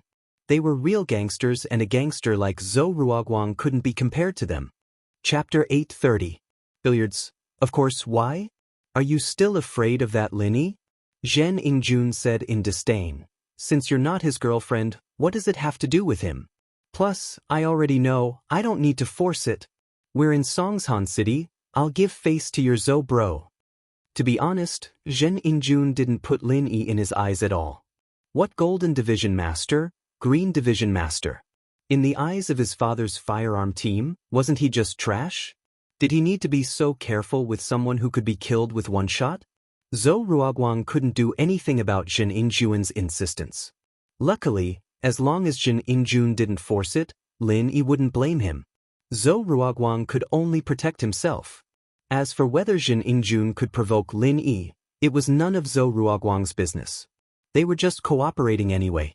Lin Yi asked for a pool table, paid the money, and sat quietly on the side, watching Yushu and Meng Yao play. Although it was their first time playing billiards, they had also watched some billiards games on TV, so they could imitate the postures and so on. As for the rules, the two of them didn't know much. However, the two of them weren't professionals, so there was no need to play according to the rules. As long as the two of them each had a suit, Then they would take turns to play. Whoever hit the ball of their suit into the hole first would be the winner. Zhen Yingjun looked at Meng Yao and Yu Shu who were playing pool, and his heart itched. He thought of a way to strike up a conversation and walked over. "Two beauties, do you need a pool coach?" Zhen Yingjun tried his best to make his smile look more sincere. He could tell from the sidelines that both Meng Yao and Yu Shu were noobs at billiards. It was their first time playing the game, after all. That was why he'd come up with this method. Meng Yao looked up at Zhen Yingjun indifferently. She was curious. Didn't he see what happened to the red hair? How dare you come over to strike up a conversation? Yu Shu, on the other hand, didn't think too much about it. She was having fun and scored a few balls by luck. She was displeased when Zhen Yingjun interrupted her. She frowned and waved her hand. "I'm good, I don't need you to teach me."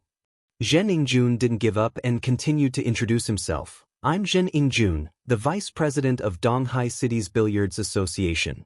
I've won many awards in the billiards competitions in the province." Yu Shu froze and looked at Zhen Yingjun before turning to Meng Yao. "Yao Yao sis, what did he say?" "He said that he's really handsome." Meng Yao was a little speechless. How could someone with such a big face say that he was handsome the first time they met? Did this guy have any shame? Handsome? He doesn't look that handsome. He's not even as handsome as Shield Bro. Yu Shu looked at Zhen Yingjun carefully and waved her hand impatiently. "Hey, move away, don't get in my way." Zhen Yingjun was enraged. How dare these two girls ignore him? In the billiards scene in the province, how many people didn't know of Zhen Yingjun's name? However, he suddenly remembered that it was their first time playing billiards, so it was normal that they didn't know his name. He suppressed his anger and continued, "My name is Zhen Yingjun, not because I'm really handsome. At least you know your place. But if that's the case, why don't you change your name to Zhen Nanan?" Yu Shu asked curiously. Let's not talk about that, let's talk about billiards first." Zhen Yingjun was unhappy. "Even if I'm not really handsome, I'm not really ugly. With my looks, I'm one of the most handsome guys out there, right?" He didn't want to talk about this topic anymore and changed the topic back to billiards. "Billiards shouldn't be played like this, it should be played like this." "Aya, you're so annoying." Yu Shu was annoyed that Zhen Yingjun was making a fuss beside her. "I'm the queen of billiards, do I need you to teach me? Stop being a nuisance. You're not good enough to teach me?" "How am I good enough?" Zhen Yingjun was angered by Yu Shu's words. He wasn't stupid. Since Zhou Ruoguang said that Lin Yi was good, he wouldn't provoke Lin Yi openly. After all, he was alone and wasn't a match for Lin. So, he maintained a normal attitude when hitting on girls. He didn't want to force himself like red hair. "I'm the vice president of Donghai City's Billiards Association." Oh, there are many vice presidents who lost to me. Yu Shu really felt that Zhen Yingjun was a little annoying. She knew what he was thinking, but he was gentle in his approach, so Yu Shu couldn't do anything to him. What? Zhen Yingjun was infuriated by Yu Shu. He thought that he was very good at billiards. Although he came here to pick up girls, how could he be willing to accept someone insulting his best skill? In Donghai City's Billiards Association, he was the center of attention. Now that he was here, a beginner dared to talk to him like that. It was a huge insult. "Fine, do you dare to compete with me?" Zhen Yingjun suppressed his anger and asked Yu Shu. "Why should I compete with you?" Yu Shu asked back. Do. Zhen Yingjun was speechless. Yu Shu's question was hard for him to answer. That's right, why did Yu Shu want to compete with him? "All right, don't interrupt me." Yu Shu didn't bother with Zhen Yingjun anymore. She waved her hand and continued to play with Meng Yao. Lin Yi saw all of this, but Lin Yi didn't intervene. Although Zhen Yingjun showed his bad intentions towards Yu Shu and Meng Yao, he didn't do anything over the line. So, Lin didn't have to step in. Meng Yao and Yu Shu could deal with this kind of situation by themselves. If Lin Yi had to handle everything himself, even something as simple as this, then Meng Yao and Yu Shu would really be like flowers in a greenhouse, and it wouldn't be good for their growth at all. He had to leave eventually. He couldn't protect them forever, could he? Although Lin Yi had the urge to protect these two beauties for the rest of their lives, Lin Yi knew the difference between ideals and reality. Let's not talk about whether Tang Yun would agree or not. Even if Tang Yun agreed, he couldn't let her live with Miss and Yu Shu. right? Then, he could bring the old man over? Live happily together as a family? Live a carefree life from now on? Chapter 8:31. The billiards ball, however, Yushu and Mingyao's way of dealing with the problem wasn't right. Angering the enemy wasn't the way to solve the problem. Was it because he was with Yushu that he was fearless? Lin Yi always thought that Yushu wasn't an idiot. Instead, she was very smart. Yushu might have angered Jining Jun because he was with her. 10,000 yuan for a match. Do you dare? Jining Jun was enraged that his proudest skill was ignored. But we didn't bring that much money. We can't compete with you. Yushu said regretfully. I don't need your money. If you lose, you just have to admit that I'm good at billiards and learn from me. Jining Jun wasn't stupid. He didn't say something stupid like sleeping with him if they lost. He thought that he had to do it step by step. Oh. Yushu thought about it and felt that it was a good deal. She turned to Meng Yao. Yao sis, are we going to compete with him? Compete with what? Are you confident that you can win? Meng Yao wasn't confident that she could win against Jining Jun. Jining Jun said that he was good at billiards and he probably wasn't bragging. So, Meng Yao didn't plan to compete with him at all. I don't know. Yushu thought about it and agreed. The two of them might not be able to beat Jining Jun alone. However, they already boasted before, and if they didn't compete now, they might be afraid of Jining Jun. She raised her head and looked at Lin Yi. Shield bro, will we win? Probably. Lin Yi shrugged. All right, we'll compete with you. But Yao sis and I will compete with you. If we win, you have to give us 10,000 yuan each. Yushu heard Lin Yi's words and thought that Lin Yi was completely confident. She nodded and accepted Jining Jun's challenge. Lin Yi smiled bitterly. He hadn't even finished his sentence. He wanted to say, maybe not, but Yushu interrupted him. Sure, no problem. To Jining Jun, money wasn't a problem. How do you want to compete? Snooker? What's snooker? Yushu didn't understand. It's just a way to play billiards. Jining Jun sneered in his heart. You don't even know what snooker is and you dare to compete with me? Wasn't that courting death? Oh, you want to compete with me? Naturally, you want to see how I play. Yushu, on the other hand, didn't seem to mind. Our way of playing is that we each have a different suit, and whoever loses their ball first wins. Is that so? Jining Jun thought. This was similar to billiards, but there were no rules of adding or subtracting points.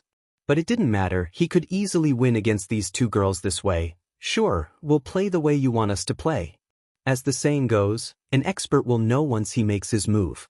Although Meng Yao and Yushu didn't like Jining Jun, he had good skills. As soon as the game started, Jining Jun scored all the balls in his suit without any suspense. Meng Yao and Yushu only scored one ball, and it was by luck. How is it? Jining Jun didn't think that he would win so easily. These two were obviously rookies. They didn't have any skills at all and were just playing randomly. It's always best of 3, you only won one, what's there to be proud of?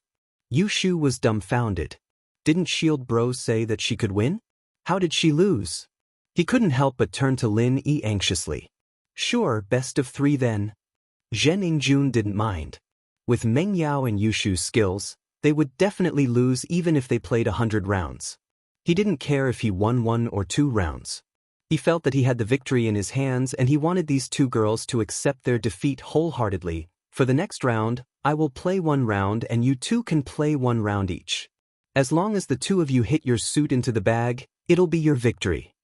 After winning 1 round, Jining Jun knew Meng Yao and Yushu's true skills, so he didn't mind bragging. Okay. Yushu didn't have much confidence this time. She hoped that Lin Yi could help her turn the tables, but Lin Yi didn't appear in the end, so she lost without a doubt. Lin Yi had no choice but to walk over and place his hands on the table. What are you doing? Jining Jun didn't think that Lin Yi would suddenly intervene. He had always been a gentleman and didn't use force, so why did Lin Yi want to interfere? Nothing, I'm just here to watch, Lin Yi said indifferently. What? Can I watch you guys play? I want to see if you cheated. Sure. Go ahead, watch as you like. Jining Jun heard that Lin Yi only wanted to watch and Lin Yi said that he wanted to see if he cheated, so Jining Jun ignored Lin Yi. What could he see? Moreover, if he chased him away, it would look like he cheated. Before, Jin Ingjun thought that Lin Yi wanted to replace Meng Yao or Yushu, and he wouldn't agree because he didn't know how good Lin Yi was. Who knew if he was a master of pool or not? How could he let Lin Yi ruin the beauty he was about to get? However, Lin Yi didn't want to interfere and Jin Ingjun didn't care anymore. He said to Meng Yao and Yushu, "You guys can start first, I'll give you 3 shots." Normally, a master of pool could hit a ball into the pocket at the start, but Meng Yao and Yushu obviously couldn't as they didn't have the skills yet. So, they couldn't gain any advantage at the start. However, Jin Ingjun already said that he would give Meng Yao and Yushu 3 shots. That way, each of them would get 3 shots and it would be 6 shots. It was a lot and it showed how arrogant Jin Ingjun was. Bang! Yushu kicked the ball off, sending it flying all over the table, but not a single ball went into the pocket.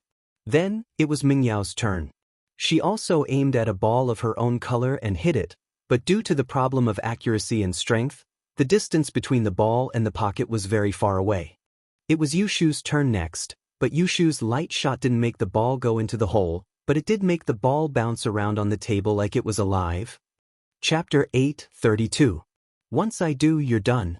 However, although Jin Ingjun, Meng Yao, and Yushu were confused, the cue ball that Yushu's cue ball hit didn't show any signs of stopping. It was as if it had a motor installed on it as it continued to spin on the table. Although the ball didn't go into the hole, it knocked the other balls into the hole. Some of them were Yushu's and some were Jin Ingjun's. Yushu and Jin Ingjun didn't know what was going on. Jin Ingjun had played billiards for so many years and he had never seen something like this. How is this a billiards ball? It was a bouncy ball. No matter how strong the player was, it was impossible to achieve such an effect, wasn't it? Meng Yao too was a little surprised as she looked at the disobedient ball on the table. She then looked up at Yushu, noticing the excitement on Yushu's face as well.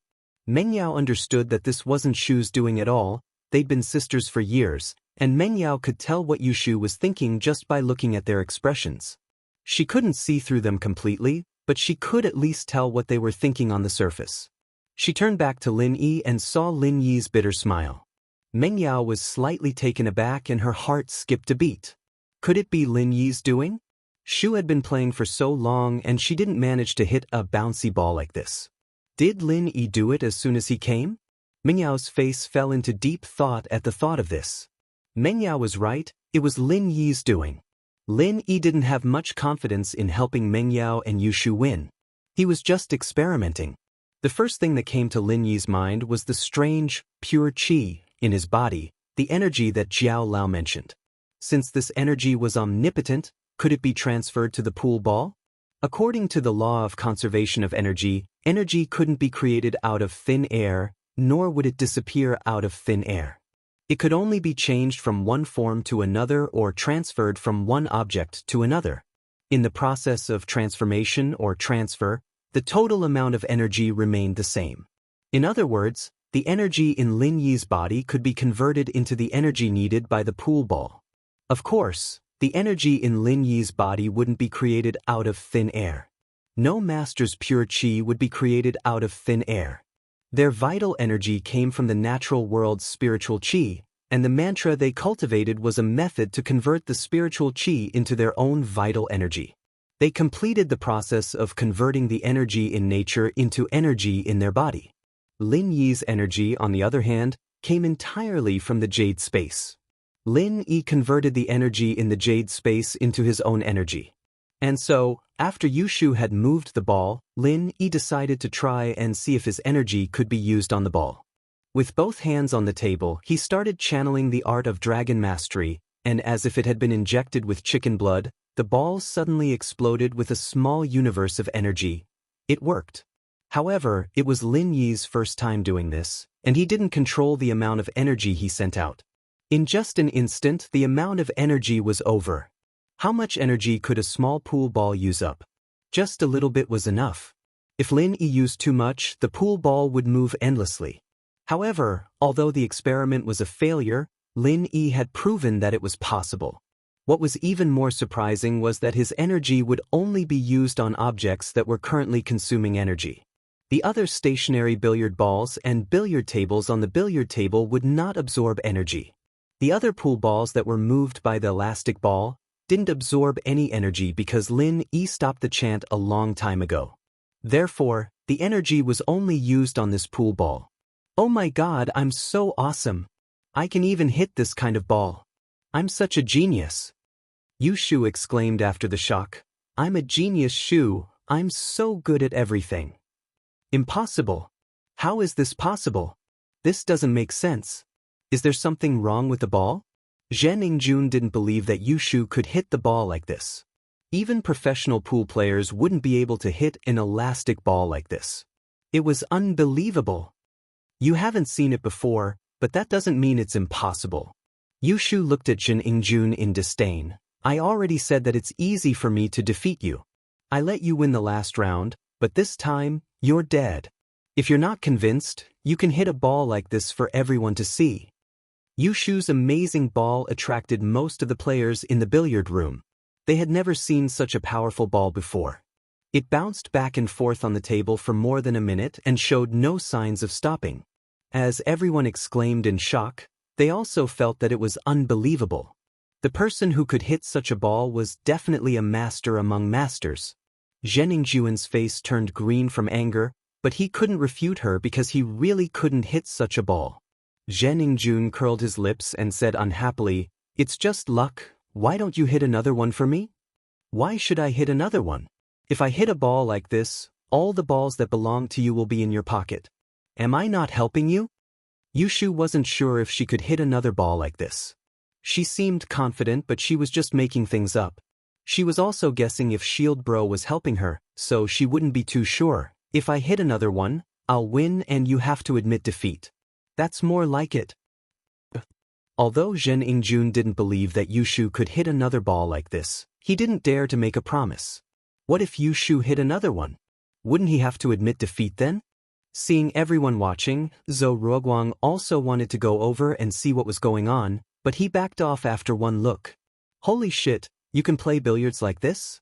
He had been running this entertainment center for many years and was a master of billiards, but he had never seen a ball like this. This wasn't billiards at all, it was a miracle. This could only happen if Hayashi Lin was here. He and his father had been living under Lin Yi's shadow and thought that Lin Yi was omnipotent. Therefore, Zhou Ruoguang felt that it was normal for something like this to happen. Chapter 8:33. She hit the ball away. As a result, Yu Shu was very excited. She had the upper hand now. After Yu Shu was done, it was Mingyao's turn. Lin Yi controlled the amount of energy he used, and other than using a little more strength, there was nothing wrong with Mingyao's shot. Lin Yi breathed a sigh of relief. It was easier to use the energy. It was Yu Shu's turn again, but the previous situation didn't happen again. It was still an ordinary shot, which made Zhen Yingjun heave a sigh of relief. It seemed like Yu Shu hit it out of sheer luck. Otherwise, she would probably hit it again. It was finally Zhen Yingjun's turn. Zhen Yingjun was delighted. Judging from the situation on the table, he would definitely win in one shot. With his skills, this was a piece of cake. Zhen Yingjun calmly found his first target. He bent down and pushed the cue out elegantly. The moment Zhen Yingjun's cue hit the cue ball, Lin Yi transferred his energy over. In the end, Zhen Yingjun's cue ball flew out from the table like a rocket. He hit a beautiful jump ball. Before the crowd could react, the cue ball smashed into the face of a bystander. Blood gushed out from his nose and two of his front teeth fell out. The man groaned in pain and widened his eyes as he pointed at Zhen Yingjun. You motherfucker, don't you have eyes? Where are you hitting? You even knocked my front teeth loose. I'm sorry. Although Zhen Yingjun was usually arrogant, he knew that he was in Songshan and it wasn't his territory, Donghai. It wasn't wise to cause trouble here. Moreover, he was hitting on girls in a civilized manner and he couldn't be too violent. He took out his wallet apologetically and took out 3,000 yuan to give to the man. This is your medical fee, consider it my compensation to you. The man was also jobless. He didn't have a job and his eyes lit up when he saw the 3,000 yuan. He took Zhen Yingjun's money and stopped complaining. He covered his mouth and stood on the side. Zhen Yingjun didn't have time to waste with these people. His main goal was to defeat Yushu and Meng Yao and prove that he could teach them, so he spent the money to avoid trouble. How unlucky! Zhen Yingjun thought to himself. He was too impatient and accidentally used too much strength, resulting in a jump ball. However, this jump ball wasn't something an ordinary person could hit. He had accidentally hit one, and it was still very awesome. It seemed like he was too careless and didn't control his strength properly, causing this situation. He had to be more serious next time. Alright, it's my turn. Yushu waited for Zhen Yingjun to make a fool out of himself before putting another cue ball on the table, ready to start. Yushu aimed at a ball and hit it. One had to admit, however, that Yushu's angle was pretty good. The cue ball bumped into one of Yushu's balls and pushed it out. It looked like it was about to enter a pocket, but it didn't have enough strength. The ball lost its momentum when it reached the edge of the pocket. Go! Go! Yushu panicked. The ball was moving slower and slower and was about to stop at the edge of the pocket. Lin Yi smiled and injected some energy into the ball. Then, the ball that was about to stop suddenly shot into the pocket as if it was stimulated. Zhen Yingjun was proud and was ready to teach Yushu about the strength needed to hit the ball. Looking at the ball in front of him, it would fall into the pocket if she used a little more strength. However, Yushu's strength wasn't good enough, which caused the current situation. However, Zhen Yingjun didn't expect Yushu's ball to suddenly run into the pocket before it stopped. What was going on? Did someone do something to it? But that couldn't be. There were so many people gathered around the table, and if Yushu were to do something, the others would have noticed it. Even if the others couldn't, he'd been staring at the ball the whole time. How could he not notice? Wah! Yushu danced happily when she saw the ball fall into the pocket. I told you I'm the goddess of pool, Shu. Look, it's a waste of strength if I use more or less strength if I use less. It's perfect now, no more, no less. Meng Yao felt that something was wrong. Zhen Yingjun was a master of pool. How could he suddenly hit such an unimaginable ball? He even beat up the spectators who were watching from the side. Yushu's ball was about to stop, but it suddenly moved again and ran into the pocket. Meng Yao couldn't help but suspect that it was Lin Yi's doing. Although she didn't know how Lin Yi did it, she knew how amazing Lin Yi was. Your ball is actually quite dangerous. Zhen Yingjun could only say this. It was a little dangerous. You should use more strength next time. More strength? Like you hitting someone's face? Yushu glanced at Zhen Yingjun and asked back. Zhen Yingjun's face turned red as Yushu mocked him. He gritted his teeth, humphed and didn't say anything else. It was Meng Yao's turn, and she did it casually. It was her first time playing pool, after all, and she didn't have any skills at all. She knew that Lin Yi was helping her, so she knew that he'd make a move at the right time. Meng Yao's ball, on the other hand, had no chance of going into the hole, but it did bump into another ball in the middle of its motion, and this ball happened to be of the same color as Meng Yao's. Judging from the trajectory of the ball, Lin Yi believed that it could go into the hole, and so he injected some energy into the first ball after it stopped. The second ball was about the same as Yushu's, and it was about to run out of energy, but it kept moving until it went into the pocket. Chapter 834. Chapter 834, Genius Shu. The billiards room was opened by Zhou Ruoguang, and Meng Yao and Yushu were just guests. It was impossible for the table to be the problem. Cold sweat appeared on Zhen Yingjun's face as he thought about this. He was a superstitious person, and when he saw such an unbelievable scene, he subconsciously thought that there was something unclean behind this. Was there something unclean that was causing trouble? Meng Yao was a little doubtful as well. She couldn't quite believe that she'd hit the ball herself. She turned her eyes from the table to Lin Yi's face, trying to figure out what was going on, but Lin Yi was still as calm and unruffled as ever. Both his hands were on the table, as if he hadn't done anything at all. However, although Lin Yi didn't seem suspicious on the surface, Meng Yao knew that Lin Yi was actually very suspicious. Yao Yao, sis is amazing too. You're on par with me, Genius Shu. Yushu shouted excitedly. Zhen Yingjun's face darkened. He didn't believe it. As the vice president of Donghai City's Billiards Association, how could he lose to two beginners? Seeing that there were only 3 balls left on Meng Yao's side, Zhen Yingjun couldn't help but panic. He couldn't let Meng Yao and Yushu score again. Luckily, they set a rule that each person played one shot and there was no such thing as consecutive shots. No matter if they scored or not, they wouldn't hit consecutively. It was Zhen Yingjuan's turn. This time, he didn't dare to be careless. He didn't think much of it before and hit a jump ball. He remembered that he didn't use much strength. Could it be that he was absent-minded? This time, Zhen Yingjun carefully used his normal strength to hit the cue ball. However, the cue ball flew out again with a whoosh. It turned into a jump ball and smashed towards the person on the opposite side. Bang! This time, it didn't hit anyone's face but a muscular man's chest. The muscular man yelped in pain and clutched his chest. He pointed at Zhen Yingjun furiously. "You little bastard, do you even know how to play basketball? Did you do it on purpose? You hit someone else and now you want to hit me? Do you have eyes?" Zhen Yingjun was dumbfounded. When did he become so strong? It was just a normal shot. How did it become a jump ball? Fly out and hit someone else again? But he really didn't use much strength. Zhen Yingjun didn't know what happened. He felt like he didn't use much strength. What happened? What? You dare to do it, but you don't dare to admit it? You're not going to say anything? The muscular man said. Zhen Yingjun glanced at the muscular man and thought, if you're like this, I'll find someone to kill you in Donghai City. How dare you act so arrogantly in front of me? But this was Songshan, and he didn't want to cause trouble. He frowned and cursed his bad luck.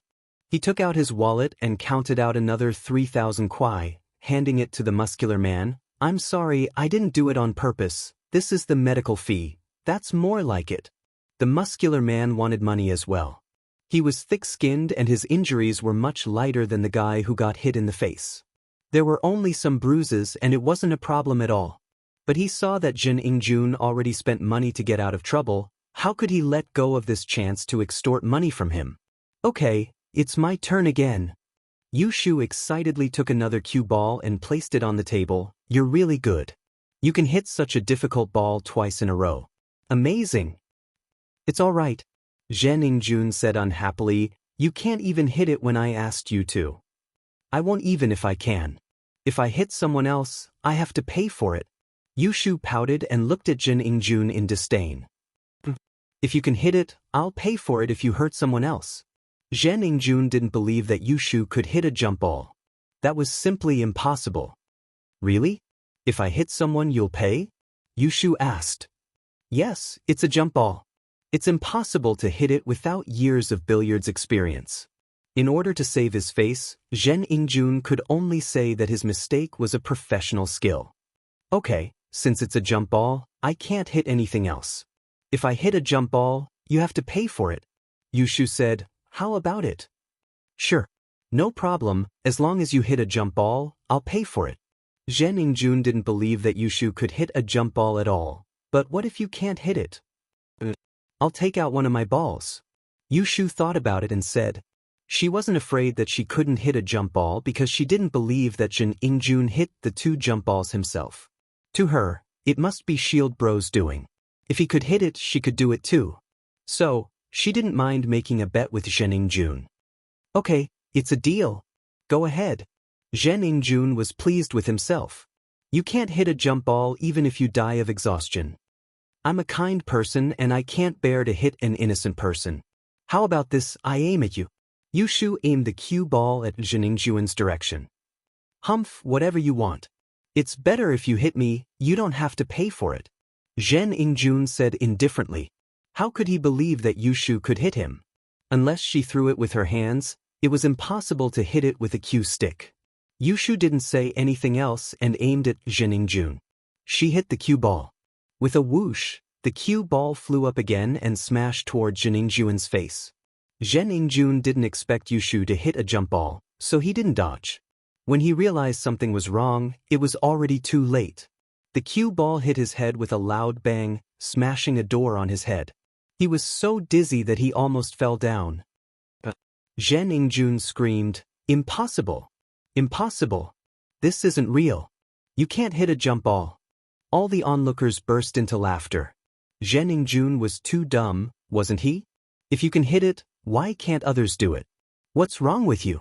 You finally tasted the consequences of your arrogance? A big bump appeared on his head. This person really deserved it. Chapter 8:35. Young Master Jun regrets, "Oh, I hit it. I won, right? Alright, I've scored a goal." Yushu didn't think that she'd actually be able to hit a jump ball, either. She was just giving it a try. Whether she succeeded or not depended on Shield Bro's strength. But now, it seemed like Shield Bro was really good. With that, Yushu picked up a pool ball of her own design and tossed it into the bag. Zhen Yingjun took a deep breath. He wasn't willing to give up, but he couldn't do anything about it. He had boasted before, but he couldn't say that he was unlucky and Yushu won the game. "Hey, it's my turn now." Zhen Yingjun took a deep breath. This time, he couldn't make any mistakes, otherwise, he would really lose this game. Yushu only had 2 balls left in her suit. If it was any other time, Zhen Yingjun wouldn't take it seriously. They were just beginners and he could win no matter what. But it was different now. The game was a little strange. Previously he had hit 2 jump balls. Logically speaking, he did not use much strength. Could it be that the cue ball was too light? Zhen Yingjun couldn't figure it out, but since he couldn't figure it out, he decided to use less strength this time. Zhen Yingjun aimed at a ball of his color and hit the cue ball. Lin Yi also felt that Zhen Yingjun used less strength, so Lin Yi used less energy.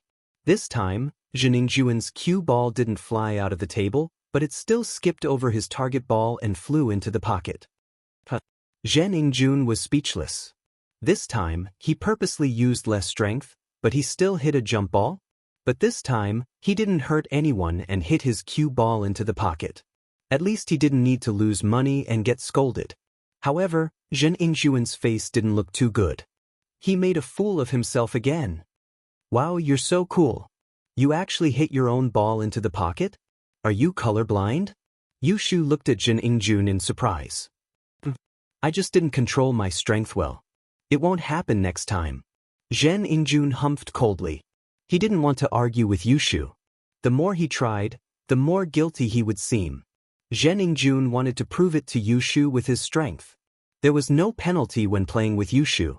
No matter if he hit the cue ball into the pocket or hit it into the pocket, there wouldn't be a penalty, so it was Yushu's turn. Yushu, too, realized that Shield Bro couldn't change the trajectory of the balls, only the strength of the balls. She wasn't confident that she'd be able to aim at the pocket with the 2 balls on her side, so she decided to throw the cue ball a certain distance away so that she could aim at the other 2 balls. Lin Yi saw that Yushu didn't aim at his ball, so he hit the cue ball into the other 2 balls. Lin Yi to Yushu, Lin Yi to Yushu, Lin Yushu. Lin, from the current angle, Meng Yao could easily hit the ball in front of the cue ball into the pocket as long as she aimed. Meng Yao already guessed that Lin Yi was helping her and it seemed like Shu knew it too. Otherwise, she wouldn't have hit the cue ball into the pocket.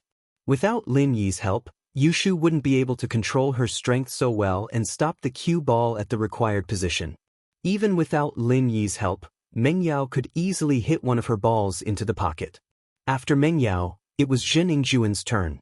Zhen Yingjun was a little nervous. His opponent only had 1 ball left, but he still had a few balls on his side. This time, Zhen Yingjun didn't dare to use too much strength. After he aimed at his ball, he used a smaller amount of strength to hit the cue ball out. However, it was still a jump ball this time. Zhen Yingjun was going crazy. How was this possible? Why was every ball he hit a jump ball? The cue ball jumped up and with a bang, it hit the ball that Zhen Yingjun was aiming at. The ball spun a few times before stopping. This time, Zhen Yingjun did hit the ball he was aiming at, but because of the wrong direction, the ball didn't hit the pocket at all. "What the fuck, this is weird." Zhen Yingjun cursed. He couldn't believe it. Did his strength suddenly increase by leaps and bounds? He didn't have much strength, but why did he hit the ball with so much strength? What was going on? Meng Yao and Yushu only had 1 ball left. Yushu used her old strategy and hit the cue ball to a position that was convenient for Meng Yao to aim at and let Meng Yao hit it. This time, Meng Yao used less strength because she was nervous. However, with Lin Yi's energy replenishment, the last ball fell into the pocket smoothly. Meng Yao obviously felt that she didn't use enough strength, but the ball seemed to have enough strength and ran into the pocket on its own. Meng Yao thought that it was Lin Yi's trick again. "Oh, you won, right? See? You call yourself a professional player and you want to teach us how to play? Look at yourself. Yushu looked at Jin Ingjun proudly. You think you're so great just because you can hit a few jump balls? Not only can I hit jump balls, I can also hit bouncy balls. Isn't there another round? We won once each, it's just a tie now. How could Jin Ingjun admit defeat? He felt that he didn't perform well in the second round and it wasn't Yushu's skill at all. Fine, let's have another round then. I'll make you admit defeat. With Lin Yi's help, Yushu wasn't afraid of losing at all. Are you going to let us have 3 balls again? No, I underestimated you before. I can't let you have 3 balls again.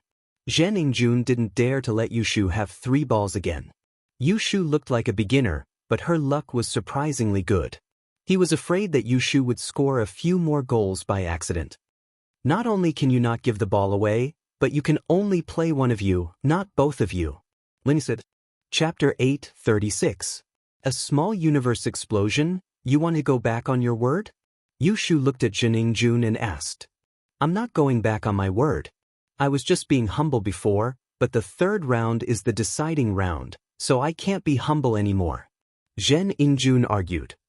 Ta. The crowd burst into laughter. Wasn't he going back on his word? Jin Ingjun thought that Jin Ingjun was a beginner, so he lied. Now that he saw that Jin Ingjun was good, he didn't want to be humble anymore. He was obviously going back on his word. Why wasn't he? Jin Ingjun's face turned red from the laughter, but for the sake of his reputation he didn't care if they laughed at him. Otherwise, as the vice president of Donghai City's Billiards Association, he would be humiliated to death if he was defeated by 2 unknown beginners. If the news got out, he would be laughed at by everyone he knew. So, it was only a small humiliation today, but it was better than a big one. Meng Yao and Yushu were also a little angry. This person obviously saw through their plan and it was impossible for one person to move the cue ball and one person to play. Oh, since you changed the rules, I'll change it too. Otherwise, it won't be fair. Yushu rolled her eyes and thought of a good idea. What rules do you want to change? Jin Ingjun asked. This time, we don't care about the suit. Whoever hits more balls into the pocket wins. What do you think? Yushu said. Sure. Are you sure you agree with what I said before? Jin Ingjun froze. What's the point of Yushu's change? Even if he didn't allow Yushu to move the cue ball and Meng Yao continued to play with no suit, it would only make it easier for them to find the target. It didn't matter, right? However, Jin Ingjun thought that Yushu's suggestion was the next best thing. They didn't need to move the cue ball to find their suit, they could just play directly. But did she really think that they could get the ball into the pocket? Agreed. Who's going first? Yushu nodded in agreement. I'll go first. I've let you guys win 2 rounds, it's time for me to start. Jin Ingjun stood up and got ready to start. The crowd looked down on Jin Ingjun even more. He arrogantly gave the ball to Jin Ingjun because he thought that Jin Ingjun was a beginner and was easy to bully. Now that he realized that Jin Ingjun was strong, he didn't give the ball to him anymore. What a shameless person.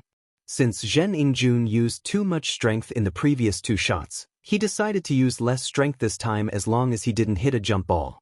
It was more advantageous for him now as he could hit a pool ball at the start of the game. Jin Ingjun reduced the strength he used before and hit the ball out. He thought that it should be normal with the strength he used this time, right? The result was within Jin Ingjun's expectations. The cue ball didn't fly out and it wasn't a jump ball this time either. However, the cue ball only moved a small distance forward before it stopped. Huh! Jin Ingjun was dumbfounded. What happened? Why did the cue ball stop moving? Could it be that he had used too little strength this time? Impossible, it was just a little bit smaller than before. Why was there such a huge difference? He hit a jump ball before and the cue ball only moved a few centimeters forward this time? Jin Ingjun rubbed his eyes to check if he was hallucinating. However, he wasn't. Lin didn't help him this time and didn't give him extra energy. He only used his original strength. With his strength, he could only hit the cue ball this far. Ha ha! Yushu burst into laughter. She pointed at the cue ball and laughed until her stomach hurt. I let you go first, why are you acting like I didn't even hit it? I just missed. Jin Ingjun's face turned red but he didn't know what happened. Missed? Yushu obviously didn't believe Zheningjuan's explanation, but she didn't say anything. She stood beside the billiard table and said to Zheningjuan, "Okay, I'm going to finish it in one shot." Finish it in one shot? Zheningjuan froze. How was that possible? He quickly asked, "Isn't there a rule for consecutive shots?" "I didn't say that I'm going to finish it in one shot. If I hit an elastic ball, wouldn't I finish it in one shot?" Yushu looked at Zheningjuan as if she was looking at an idiot. Zheningjuan was dumbfounded. He finally understood what Yushu meant when she said there was no difference in colors. She wanted to hit another elastic ball. Since the elastic ball was too unbelievable, Zheningjuan never thought that Yushu would be able to do it again. When Yushu said that she wanted to change the rules, he didn't think about it. Now, he finally understood what Yushu wanted to do. However, could she really hit another elastic ball? Zheningjuan didn't believe it. After all, the elastic ball was beyond the scope of billiard knowledge. It was possible for Yushu to hit a jump ball, but even a world-class professional billiard player might not be able to hit an elastic ball. "You can hit another elastic ball?" Zheningjuan asked in disbelief. "I don't know if I can or not, but I guess I can try." Yushu blinked her eyes and raised her hands. "Shield bro, please give me strength." Mengyao couldn't hold back her laughter, and Lin Yi was speechless as well. Fortunately for them, they didn't know what Yushu was talking about. They thought that she was chanting some sort of encouragement, since they all knew that some athletes would yell out some sort of incomprehensible chant before they made a move. Weightlifters, for example, would yell out some sort of encouragement right before they lifted the barbell.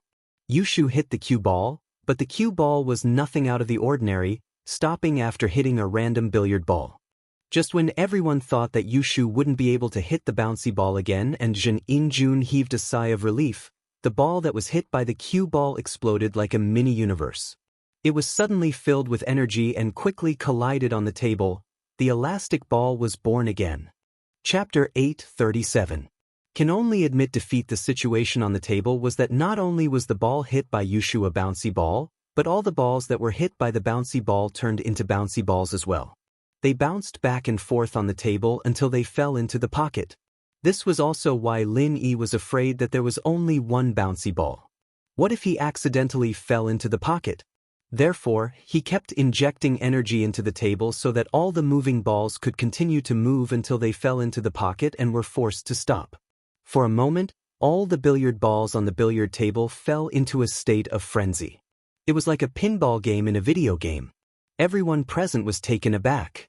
Impossible. This is impossible. This doesn't make sense. It doesn't follow the law of conservation of energy. Although Zheningjuan was arrogant, he wasn't an idiot. On the contrary, he knew a lot of things and wasn't an idiot young master. The situation in front of him was too unbelievable and he couldn't help but roar. "Everyone look, is this possible? Do you think this makes sense?" However, after Zheningjuan finished his words, the audience looked at him as if he was an idiot. What did he mean by possible? It happened right in front of your eyes and you're still asking if it's possible? Are you lying with your eyes open? How is it possible? Seeing is believing. Are you blind? The hoodlum who got his teeth smashed said unhappily. He got the same compensation as the hoodlum who got his chest smashed. He was unhappy, so he purposely made things difficult for Zheningjuan. That's right, there are all kinds of strange things in the world. Just because you haven't seen it doesn't mean it's impossible. He can hit the bouncy ball. Are you convinced? Another person chimed in. Isn't that right? Just because you can't doesn't mean others can't. What a frog at the bottom of a well. Someone spoke up and more people chimed in. You. Zheningjuan almost fainted from anger. What? I'm so mad. What do you know? You're all illiterate. These balls don't exist. Don't exist? Being called illiterate, the audience was immediately unhappy. I think you're already having mental hallucinations, right? The truth is right in front of your eyes, but you insist that it doesn't exist. Sigh, you've become a fool at such a young age. What a pity. Zheningjuan watched as the balls on the table decreased, but there was nothing he could do. Although he didn't know what was going on, he couldn't find any loopholes. After all, no one touched the balls on the table. Even if someone did, Jin Ingjun didn't think that this person could control every ball and make them move continuously.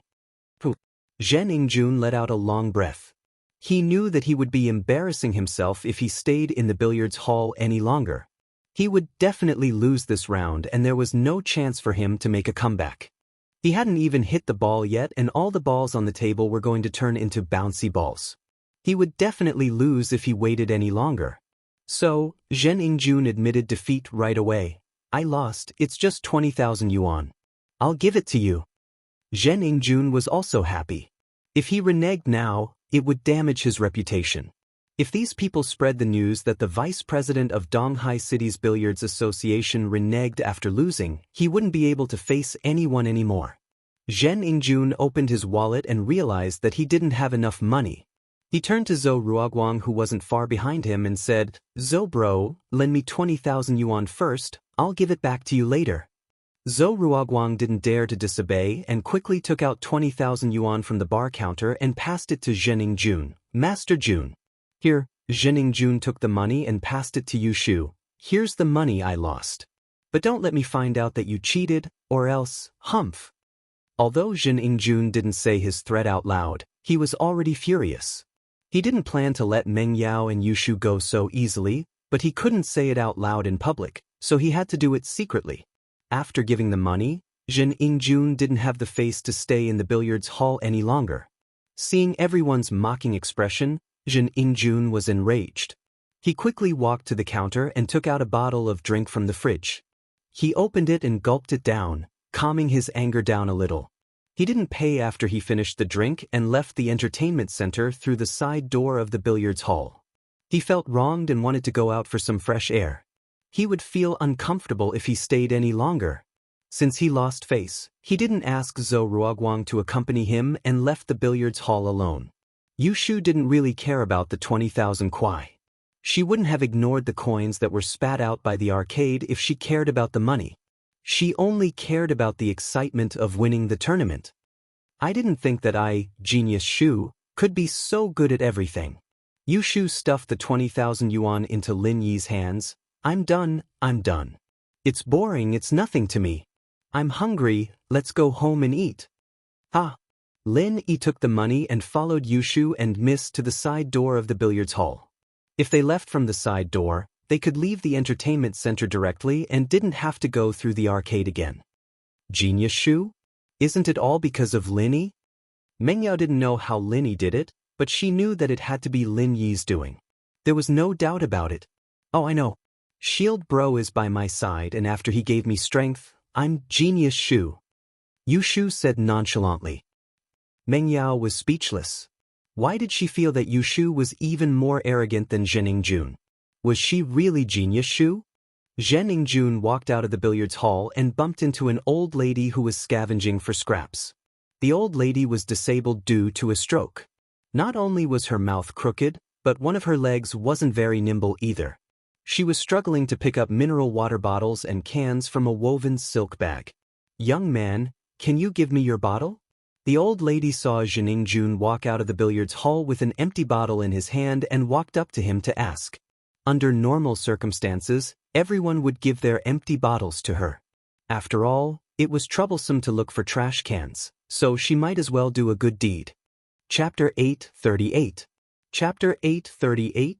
Shu the Prophet. How could the old lady be Zhen Ingjun's opponent? She was already old and didn't have much strength. Coupled with the fact that she was partially paralyzed, she loosened her grip and the woven bag flew out. The bottles and jars inside fell all over the ground. "Ah dash!" The old lady screamed and looked at Zhen Ingjun in fear, but she didn't dare to retort. She thought she met a hooligan. After all, she met unreasonable people like him before. The old lady could only swallow her anger and looked at Zhen Ingjun sadly. She lowered her head and stumbled to pick up the bottles on the ground. "Fuck, I'm so unlucky." Zhen Ingjun casually threw his bottle in front of the old lady and said fiercely, "Here, trash picker." Meng Yao, Yushu and Lin Yi just walked out of the billiard hall and saw this scene from afar. Miss frowned and felt that Zhen Ingjun was evil. How could he treat a weak old lady like this?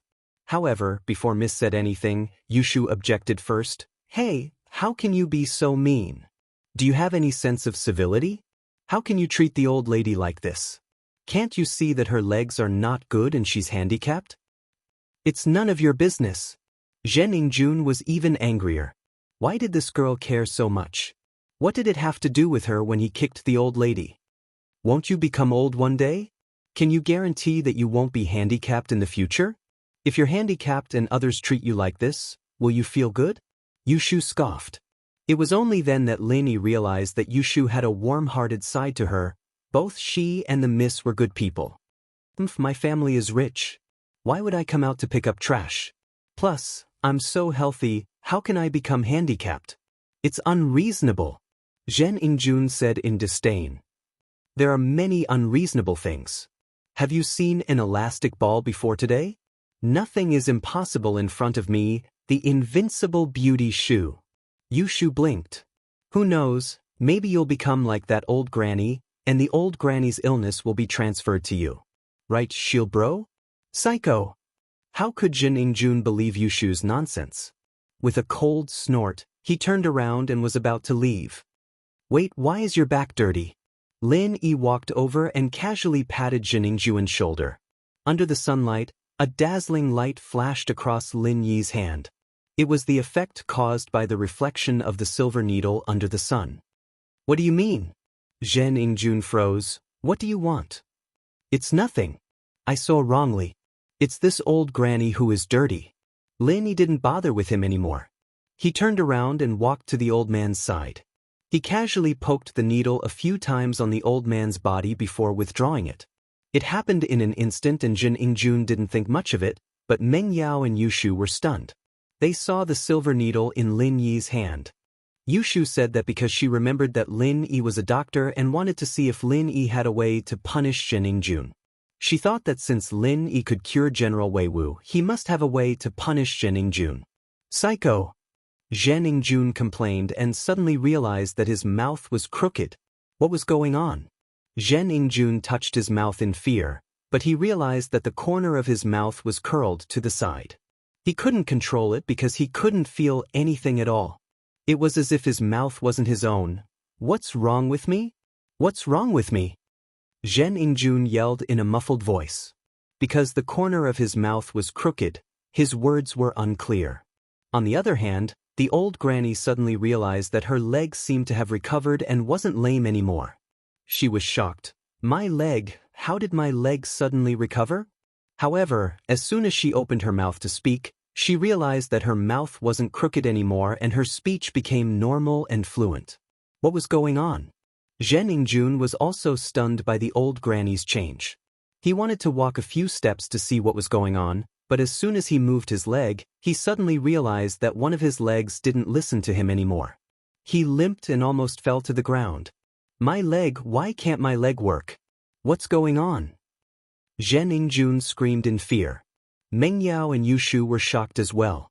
They didn't expect that Lin Yi could cure the old granny in such a short period of time and apply the same condition to Zhen Yingjun. Yushu was surprised.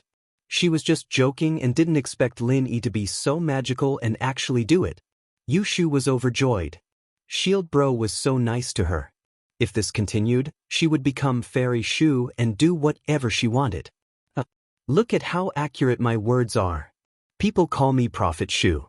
Look, I told you that you could understand the old granny's feelings if you were disabled, but you didn't believe me. Are you all right now? The old granny's illness has metastasized.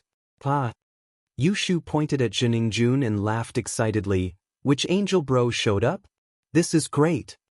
Zhen Yingjun was shocked at first, but after hearing Yushu's words, he looked at the old granny again. The old granny was no different from a normal person now and his symptoms were exactly the same as the old granny's. What was going on? Was he really being punished by the heavens? Thinking back to the unbelievable things that happened today, Zhen Yingjun looked at Yushu in shock. Was this person even human? Was she a deity who came down to the mortal world to punish him? Otherwise, why would everything related to her become unreasonable and couldn't be explained with common sense? The illness metastasized? This didn't conform to modern science. It was possible that it was an infectious disease, but how could the old granny's disability be contagious? Zhen Ningjuan's heart was filled with horror. What did you do to me? Zhen Ningjun looked at Yushu in fear. He was a superstitious person, and once such a thought formed in his heart, it became more and more unbelievable. Chapter 839. Cure and cure, no need, no need. Zhen Ningjun was truly afraid of Yushu now. If someone pointed a gun at him, Zhen Ningjun wouldn't be afraid, but the unknown that he had never experienced before scared him out of his wits. He didn't dare to let Yushu make a prophecy. If Yushu said that he would be hit by a car later, would he still be alive? Zhen Ningjun felt that he shouldn't stay here for long. He didn't think about taking revenge on Yushu because he felt that he couldn't fight back with his own strength. What was this? This was like a deity's manifestation. Otherwise, how could he explain the bouncy ball? Now that he thought about it, the jump balls he hit might have been arranged by the heavens. Otherwise, how could he hit them? When he thought about the strange things on the billiard table, the ball that was obviously weak seemed to have taken stimulants. How could he explain this? He didn't think much of it before, but now that he thought about it, the more he thought about it, the scarier it was. He had been fighting against a deity. How could he win? Now, the old lady was a cripple and she was fine, but he was crippled. He didn't dare to imagine what would happen next. He was so scared that he turned around and ran away with a limp. This place was too scary. After he got home, he needed to ask a few deities to perform a ritual to get rid of the bad luck on him. He didn't think that he was really crippled or had a crooked mouth. He thought that he was possessed by something unknown and he needed to ask a deity to perform a ritual. I know. Little girl, you must be a deity sent by the heavens. Only a fairy would have such a great magical power like yours. The old lady wasn't stupid. How could she not know that it was Yushu's doing when she saw that her sickness was transferred to an evil person in the blink of an eye? How could an ordinary person do such a thing? It must be done by a deity. As a result, the old lady subconsciously treated Yushu as a goddess and was about to bow to Yushu. Yushu was shocked. How could she let the old lady bow to her? She quickly held on to her. Grandma, please don't do this. It's not my doing. No matter how thick Yushu's skin was, she couldn't pretend to be a deity in front of the old lady. However, how could the old lady believe it? She only believed in what she saw. If it wasn't for Yushu, how would that gangster be punished? How would she be cured? Mengyao and Yushu had no choice but to leave quickly. The old lady might have to kowtow again later, and they wouldn't be able to handle it. It wasn't until they got in the car that Mengyao asked Lin Yi curiously. Lin, how did you do that? Yeah, shield bro, how can the old grandma's illness be transferred? Yushu asked curiously. Lin Yi shrugged and started the car. The old lady's illness is just a side effect of a stroke. In other words, it's just a blockage in her meridians. It can be cured with acupuncture. It's just that her family is poor and she hasn't been to the hospital before. Lin Yi was right. The old lady's illness wasn't an illness. It was just a side effect of the blockage in her meridians. Therefore, acupuncture could be used to cure it. However, in order to cure it instantly, Lin Yi had to transfer energy into her meridians. However, Lin Yi didn't tell Mengyao and Yushu because they wouldn't understand even if he did. What about Zhen Ningjun? How did he suddenly get the same illness as the old lady? Mengyao knew that Lin Yi was a great doctor. Her poison and General Wei Wu's injuries were all cured by Lin. However, it was easy to cure but hard to cure. How did Lin Yi create the illness for Zhen Ningjun? Oh, it's the same principle. I used acupuncture to seal a few of his meridians, Lin Yi explained simply. In fact, he used energy to seal the meridians which caused the current situation. I see. Yushu suddenly understood. There's so much logic in it. Shield bro, what's with the pool? Pure energy. Lin Yi didn't know how to explain it and could only blame it on pure energy. Oh. Yushu knew about pure energy but didn't know much about it. She didn't ask further after hearing Lin Yi's explanation. Zhen Ningjun didn't dare to stay any longer and hurriedly went to find his father, Zhen Dazhou. Zhen Dazhou was shocked when he saw his son Zhen Ningjuan's condition. He was still fine when he left the house in the morning. How did he turn into such a miserable state when he got home? What was going on? Dad, Today's incident is really strange. I've never encountered such a weird thing. Zhen Ingjun didn't hide anything and told his father everything that happened today. Dad, how is this possible? It doesn't make sense at all. Did he encounter something unclean? That's possible. Zhen Dazhou was in the business of living on the edge, and he was more superstitious. After hearing Zhen Ingjuan's words, he also felt that it was unbelievable. Elastic balls and such didn't make sense at all. You mean, those two women might not be humans? Fairies? It's possible. Zhen Ingjun quickly nodded. Those two girls are so beautiful, how can normal people look like that? I've picked up countless girls, but I've never seen such a beauty. Now that I think about it, there's something wrong. Zhen Dazhou took a deep breath and turned to Zhou Tiandi, who hadn't spoken a word. Brother Tiandi, what do you think? Zhou Tiandi didn't know the truth and didn't know which deity Zhen Ingjun offended. He was worried that his son, Zhou Ruoguang, was in trouble as well, so he was distracted. I think Brother Dazhou's guess is possible. Maybe he encountered something unclean? Brother Tiandi, do you know any deities? Do you want him to do the ritual for Ingjun? Zhen Dazhou didn't dare to delay. It was better to solve this problem as soon as possible. However, he didn't even think about going to the hospital because according to Zhen Ingjuan's description, this was a sign of being possessed. How could he be sick? Moreover, it's impossible to suddenly have a crooked mouth and limp legs. Who heard of such an acute illness? Chapter 840. Okay, money is not a problem. We must get a great deity here as soon as possible. Zhen Dazhou said. People like him who were involved in the underworld were afraid of very few things. If they were afraid, they wouldn't have done such illegal things. But the more they did guilty things, the more afraid they were of ghosts and deities coming to punish them. That was why Zhen Dazhou's house had many ghosts and deities. But what he was afraid of was what happened. Something happened as soon as he arrived at Songshan. Zhen Dazhou's heart ached as he looked at his son's crooked mouth and limp leg. Son, please ask the great deity to protect you and let you return to normal as soon as possible. Zhen Ingjun prayed in his heart in fear. Zhou Tiandi turned around and left the room. He didn't contact the great deity first and called his son, Zhou Ruoguang. Zhou Tiandi saw Zhen Ingjun leave in anger and didn't dare to chase after him. He decided to let him relax by himself. Zhou Ruoguang wasn't stupid. He was calculating in his heart that since Zhen Ingjun offended Lin Yi, should he stay away from him in the future? He couldn't be friends with this person. He'd be dead if he dragged him into this. Dad, what's wrong? Zhou Ruoguang picked up his father's call.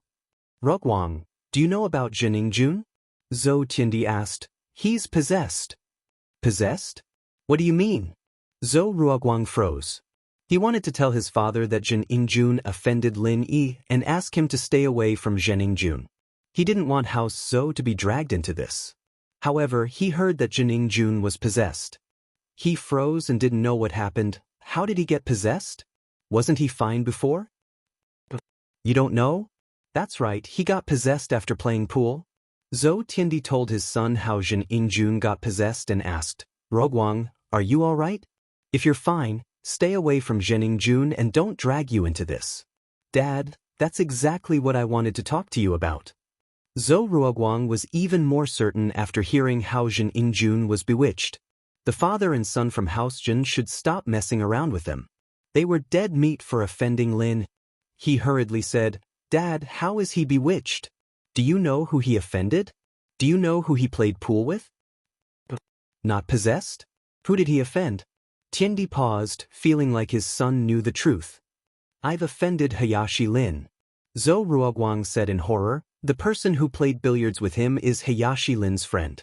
He made Hayashi Lin unhappy, so he naturally became like this. Dad, didn't you say that Hayashi Lin is omnipotent and omnipotent? Huh. Tiandi was shocked when he heard the name Hayashi Lin.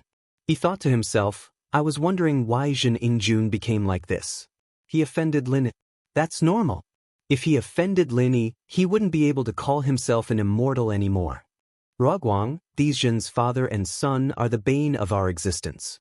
It seems like our discussion with them this time was a failure. I don't want to play with them anymore. Let them figure out their own business with the gambling boats and send them away. Don't drag us into this. Tiandi said decisively. Yeah, that's what I think too. This Zhen Ingjun doesn't know what's good for him. He even wanted to hit on the two girls around Lin Yi. I told him that Lin Yi is very powerful, but he didn't listen. What happened in the end?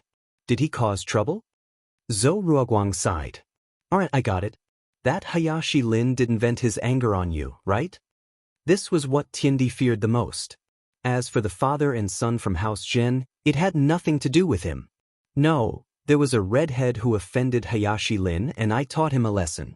I could tell that Hayashi Lin was quite satisfied with it.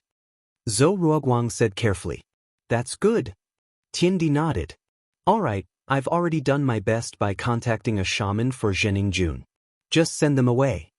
Although Tiandi was stepped on by Lin Yi many times, he still had a lot of connections in Songshan. It didn't take long for him to contact a famous shaman.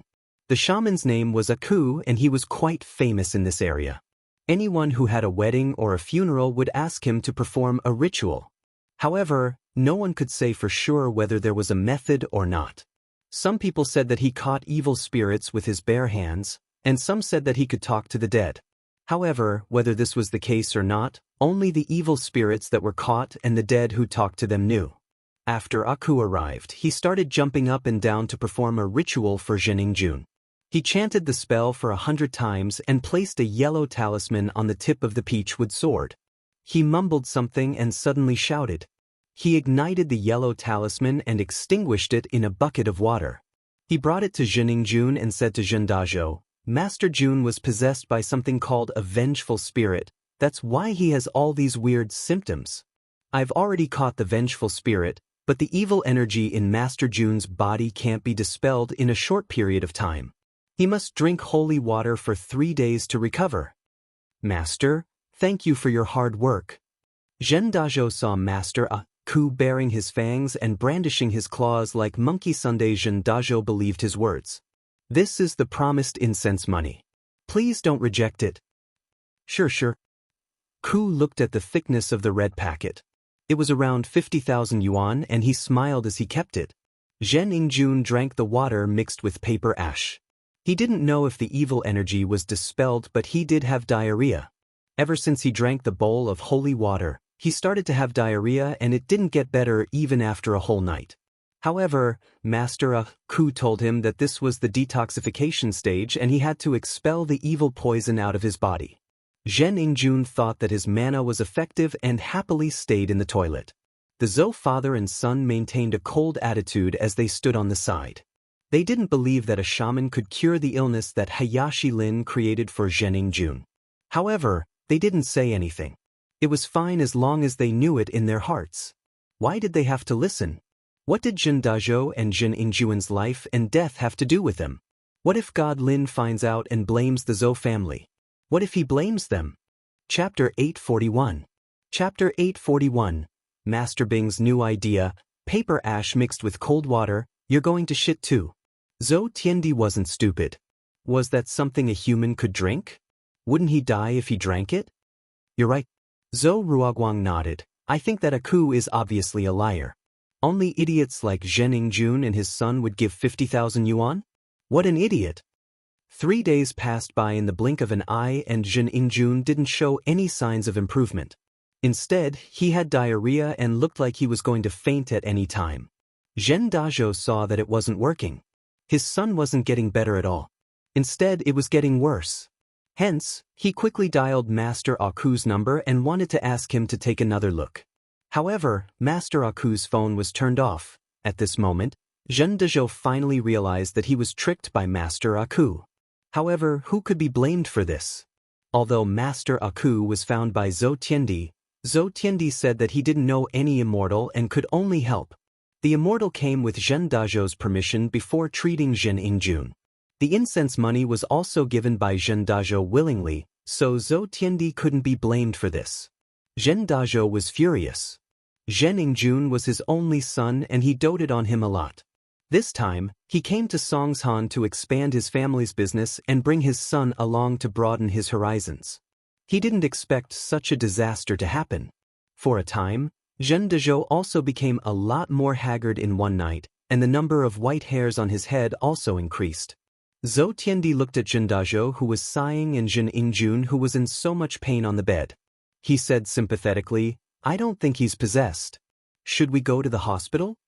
Zhou Tiandi thought that since Lin Yi transferred the old lady's injury to Zhen Yingjun, then Zhen Yingjun must be sick too. What does it have to do with being possessed? This sentence reminded Zhen Dezhou. Zhen Dezhou rushed to the hospital with his son. After the doctor's examination, they came to a conclusion. Zhen Yingjun's current condition was similar to the sequelae of stroke, epilepsy, and cerebral hemorrhage. There wasn't any immediate treatment for it, so he suggested to go to traditional Chinese massage and acupuncture. After hearing the doctor's words, Zhen Yingjun and Zhen Yingjun finally understood that they weren't bewitched. The sequela of the paralyzed old lady was transferred to Zhen Yingjun. Although she didn't know how it was transferred, the disease did run to Zhen Yingjun. Zhen Yingjun wanted to cry, but no tears came out. Wasn't it because he kicked that old lady's knitting bag? But she didn't have to be so ruthless, directly transferring her illness to herself. The father and son were very depressed. They were fooled by the shaman, but they found out that the truth was not the case at all. Moreover, this disease was not easy to treat. The Chinese medicine hospital's explanation was also very simple. No one could guarantee a complete cure. This kind of sequela could only be treated. Maybe it could be alleviated, and there might be a miracle. After the examination, Zhen Yingjun's meridians were not normal blocked. His condition was different from the old lady's. The old lady's condition was real sequela, but Zhen Yingjun's was a disease created by Lin Yi's energy. The condition of the blocked meridians was also different from normal sequela. In other words, Zhen Yingjun's body looked normal on the surface, but his meridians were blocked by a strange force. This made the Chinese medicine hospital's doctors feel strange. When they asked about Zhen Yingjun's medical history, Zhen Yingjun was too embarrassed to say that he was cursed by the gods and could only answer vaguely. However, the more it was like this, the more the doctors couldn't find a suitable solution. They could only let him treat it first. Treat it?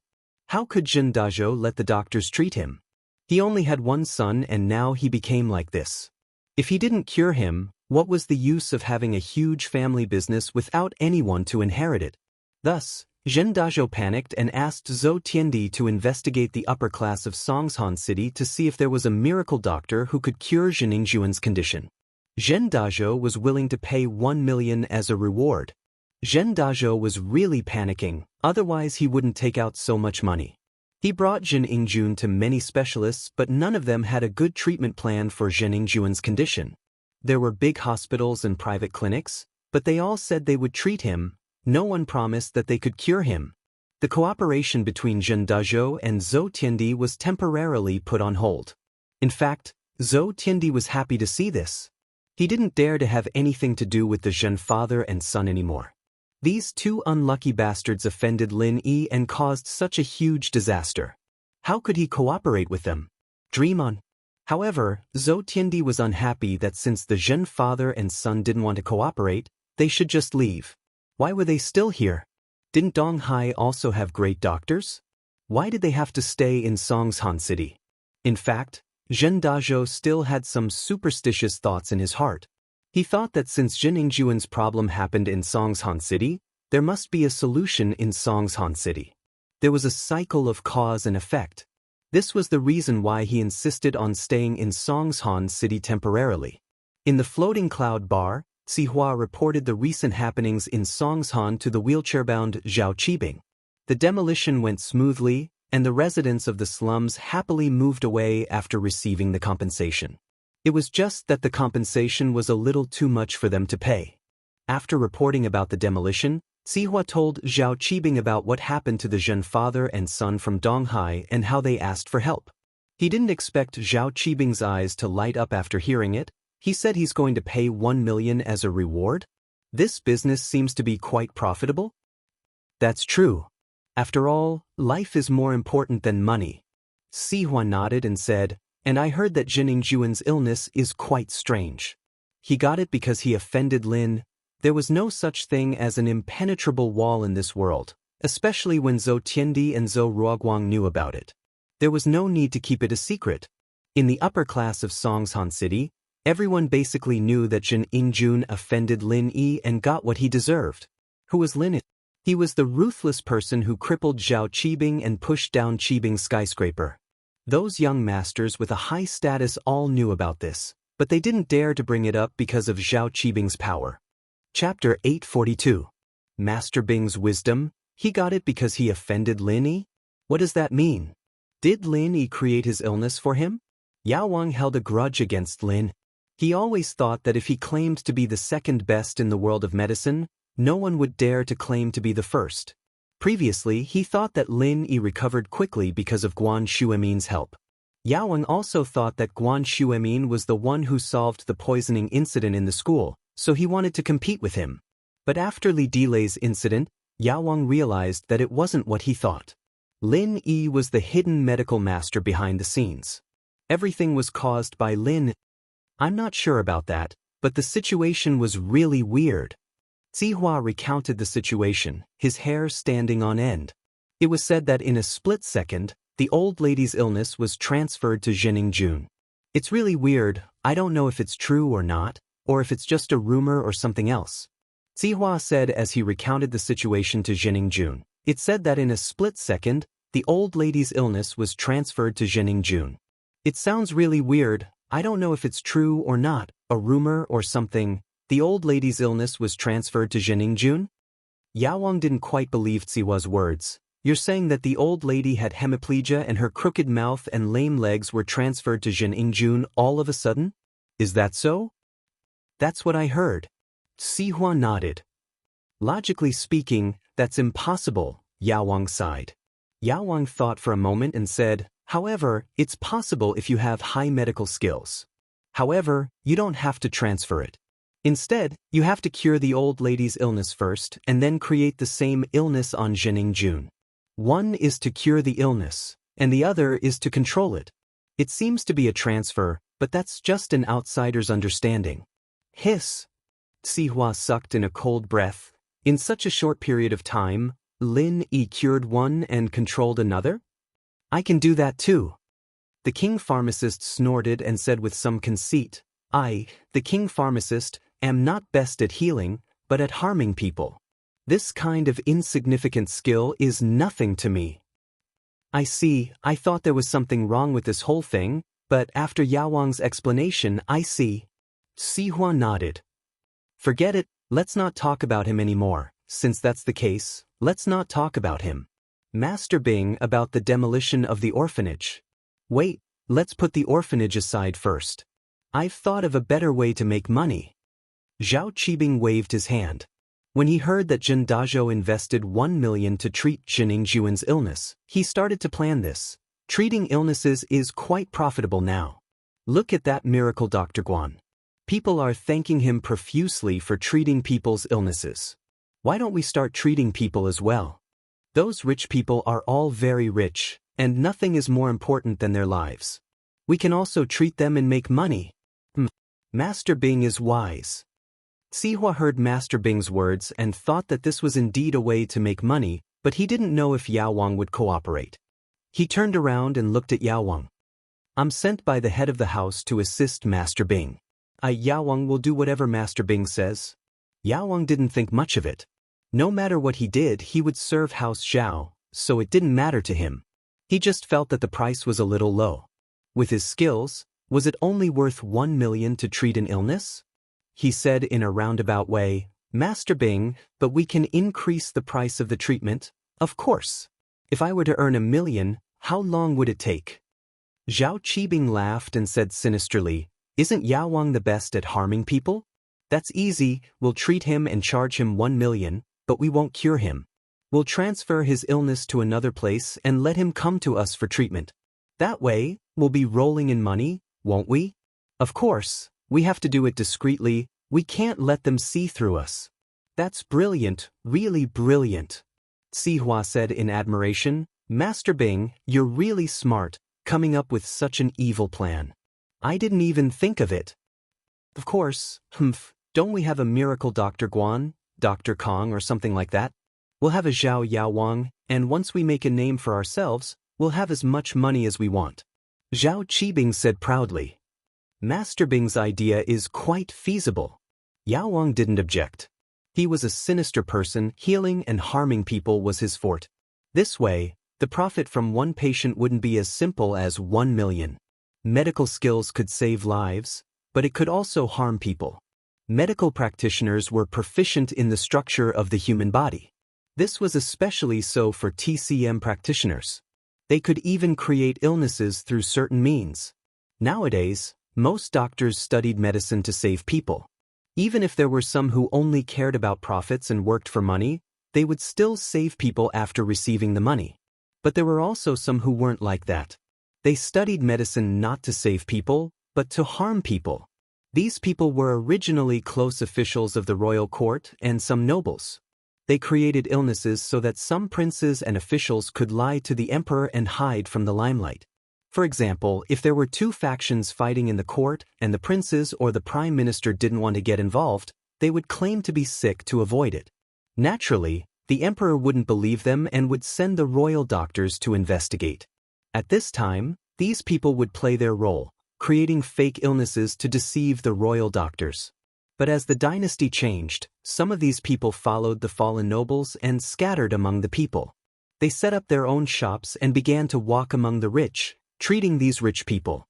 But these people used to earn a lot of money from the noble families, and the medical fees weren't enough to satisfy their desires. So, these people started to treat some rich people, but they would never be cured. They would always have a backup plan, and they would keep collecting high medical fees until the rich person's money was drained. Then they would cure all the illnesses according to their mood, or they would just ignore them and let them die. Chapter 843. The Zhen family seeks medical treatment. However, he still had the ability to cure illnesses, so he agreed to Qibing's suggestion. Go spread the news that Yaowang is starting to make house calls, specializing in solving difficult and complicated illnesses. Qibing said, Of course, you have to reveal that Yaowang is the private doctor of a hidden house. Okay, Master Bing, I understand. Sihua nodded. Qibing's way of earning money was not bad, and there was no danger involved. Now, tell me about the orphanage? Why is there a problem? Qibing asked. It's like this, after we went there last time, wasn't the old dean a golden class master? I was thinking of asking Yaowang to come out and scare the old dean into giving us the orphanage's territory. Sihua said. There's no rush. You can handle Yaowang's house calls first. After all, we'll be able to see the money soon. It'll take some time to demolish the orphanage. Qibing said. Okay. Sihua nodded and went out to spread the news. Zhen Dazhou asked Zhou Tiandi to find out about the miracle doctors who served the rich. He felt that normal doctors couldn't cure Zhening Zhuan's illness anymore. Only miracle doctors could. Heaven rewarded those who worked hard. Zhen Dazhou didn't think that House Zhao's private doctor would make house calls so soon. As one of the reputable people in East Ocean City, Zhen Dazhou naturally knew some news about the hidden aristocratic family, the Zhao family, who was entrenched in East Ocean City. However, people like him didn't have the chance to interact with the Zhao family. Even so, he knew that the Zhao family was a very powerful existence. When he heard that House Zhao's private doctor made house calls, he quickly sent Jin Ingjun over. From his perspective, House Zhao's private doctor must be much better than the doctors outside. And so, Zhen Ingjun became Yaowang's first patient. What's going on? Yaowang glanced at Zhen Ingjun, whose face was crooked and legs were cramping. He pretended that he didn't know anything and asked faintly. My son, Zhen Ingjun, I don't know why, but he was possessed and became like this. Zhen Dazhou thought that there was no need to talk about the process of his son's illness. He might as well talk about the illness. What's your son's name? Zhen Ingjun? He's really handsome. Zhao Qibing couldn't help but chuckle when he saw Zhen Ingjun's current appearance. How was he handsome at all? Zhen Dazhou knew Zhao Qibing. He knew that he was a famous young master in Donghai City. He had heard of his background as a hidden noble house, so when he saw Yaowang beside him, he didn't suspect anything. He trusted Yaowang wholeheartedly and sincerely allowed him to treat him. He didn't dare to get angry when he saw Qibing laughing. He smiled bitterly. My son used to be quite spirited, but now he can't even go out and meet people. Everyone laughs like Master Bing when they hear his name. Zhao Qibing couldn't help but laugh, but he regretted it after laughing. He was trying to get money from Dazhou, how could he piss him off? But after hearing Dazhou's words, Zhao Qibing breathed a sigh of relief. This Dazhou was quite smart, he knew when to advance and retreat. He said, Yao, why don't you take a look at him? Yao Wang nodded and glanced at Zhening Jun. He understood the problem after a brief examination. Lin Yi's treatment was simple. He only used pure energy to seal a few of Zhening Jun's acupoints. Even without treatment, he would recover in 8 to 10 years. Of course, Yao Wang couldn't say this out loud. It can be treated, but it's very complicated. Yao Wang pretended to be profound and said to Dazhou, Mr. Medicine King, I beg you, please cure my son's illness. As long as you can cure Ingjuan's illness, just tell me your conditions and I will do my best. Zhen Dazhou was overjoyed when he heard that the Medicine King could cure his son. He had seen many doctors and they were all helpless. Zhen Ingjuan's illness isn't an illness, nor is he possessed. Someone did something to him, Yao Wang said indifferently. This isn't a normal sequela of a stroke. Although it looks similar, there's a world of difference between them. Zhen Dazhou couldn't help but nod after hearing Yao Wang's words. Someone did something to him? No wonder normal hospitals couldn't do anything. Someone did something to him? Zhen Ingjun was shocked. He suddenly remembered that the person named Lin Yi patted him a few times and he fell sick after that. Could it be that he did it at that time? He couldn't help but exclaim, yes. It must be Lin Yi's doing. That I know. Lin Yi? Yao Wang pretended to be surprised after hearing Lin Yi's name. What did you say? Lin Yi did something to you? What's wrong? Zhen Ingjun froze. Yao Wang, do you know this person named Lin Yi? Zhen Dazhou didn't think that his son had been tampered with because it sounded a little unbelievable, so when his son talked about the process, Zhen Dazhou didn't pay much attention. But now that Yao Wang said that his son was done to him and that he knew the person his son suspected, he couldn't help but ask. Of course I know him. Yao Wang nodded. This Lin Yi is a medical expert. He's good at saving people but he's also good at harming people. How could I not know him? Fuck, so it was Lin Yi's doing. I'm going to kill him. Zhen Ingjun was furious after knowing the truth. Zhao Qibing sneered at the side. You want to kill him? Who do you think you are? I wanted Lin Yi dead for a long time, but now my leg is broken, Uncle Zhu is bedridden, the building collapsed, I lost money, but Lin Yi is still alive and kicking. But Zhao Qibing didn't say it. He didn't mind the father and son of Zhen Ingjun looking for trouble with Lin. Even if they couldn't kill Lin Yi, it was good to make Lin Yi suffer. Zhen Dazhou coughed and glared at his son. Even if you want to take revenge, you have to wait until you're better. Can't you tell which is more important? Zhen Dazhou stopped his son and turned to Yao Wang. Yao Wang, between you and that Lin Yi, who's more powerful? Humph, I can cure the illness he created. Who do you think is more powerful? Yao Wang didn't answer the question directly. Chapter 844. The treatment gets worse, sure, but I can tell you the theory behind it, Yao Wang said. You've heard of pure energy, right? Other than us ordinary people, there are some practitioners who can use pure energy. Of course I've heard of it. My relative is also a mystic division master. Zhen Dazhou nodded, but it was more or less an exaggeration. That mystic division master wasn't his relative at all, but someone he hired to deal with an enemy. It was just a relationship of interest. Oh, it's easy now that you've heard of it. Yao Wang continued. Lin Yi used pure energy to seal Zhen Ingjuan's meridians, causing them to be blocked. That's why he's in such a condition. It looks like the sequela of a stroke, but it's actually not. It's more complicated than a stroke. I see. Zhen Dazhou listened to Yao Wang's explanation and became even more nervous. Then how do I cure it?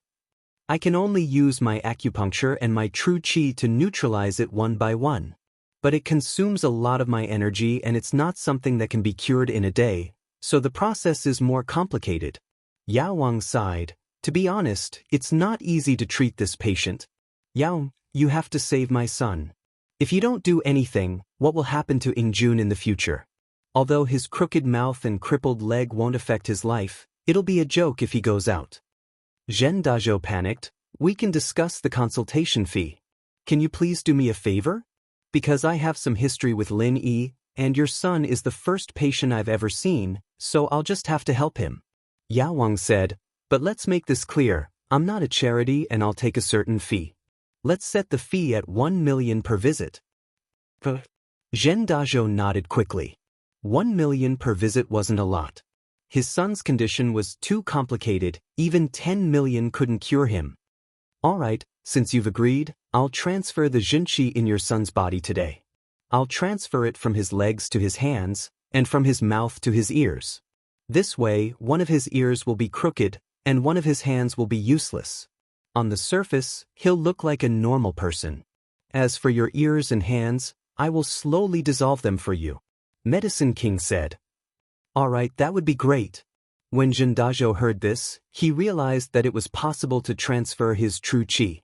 After transferring it, it wouldn't be too obvious. That was great. His ears and hands could slowly recover in the future.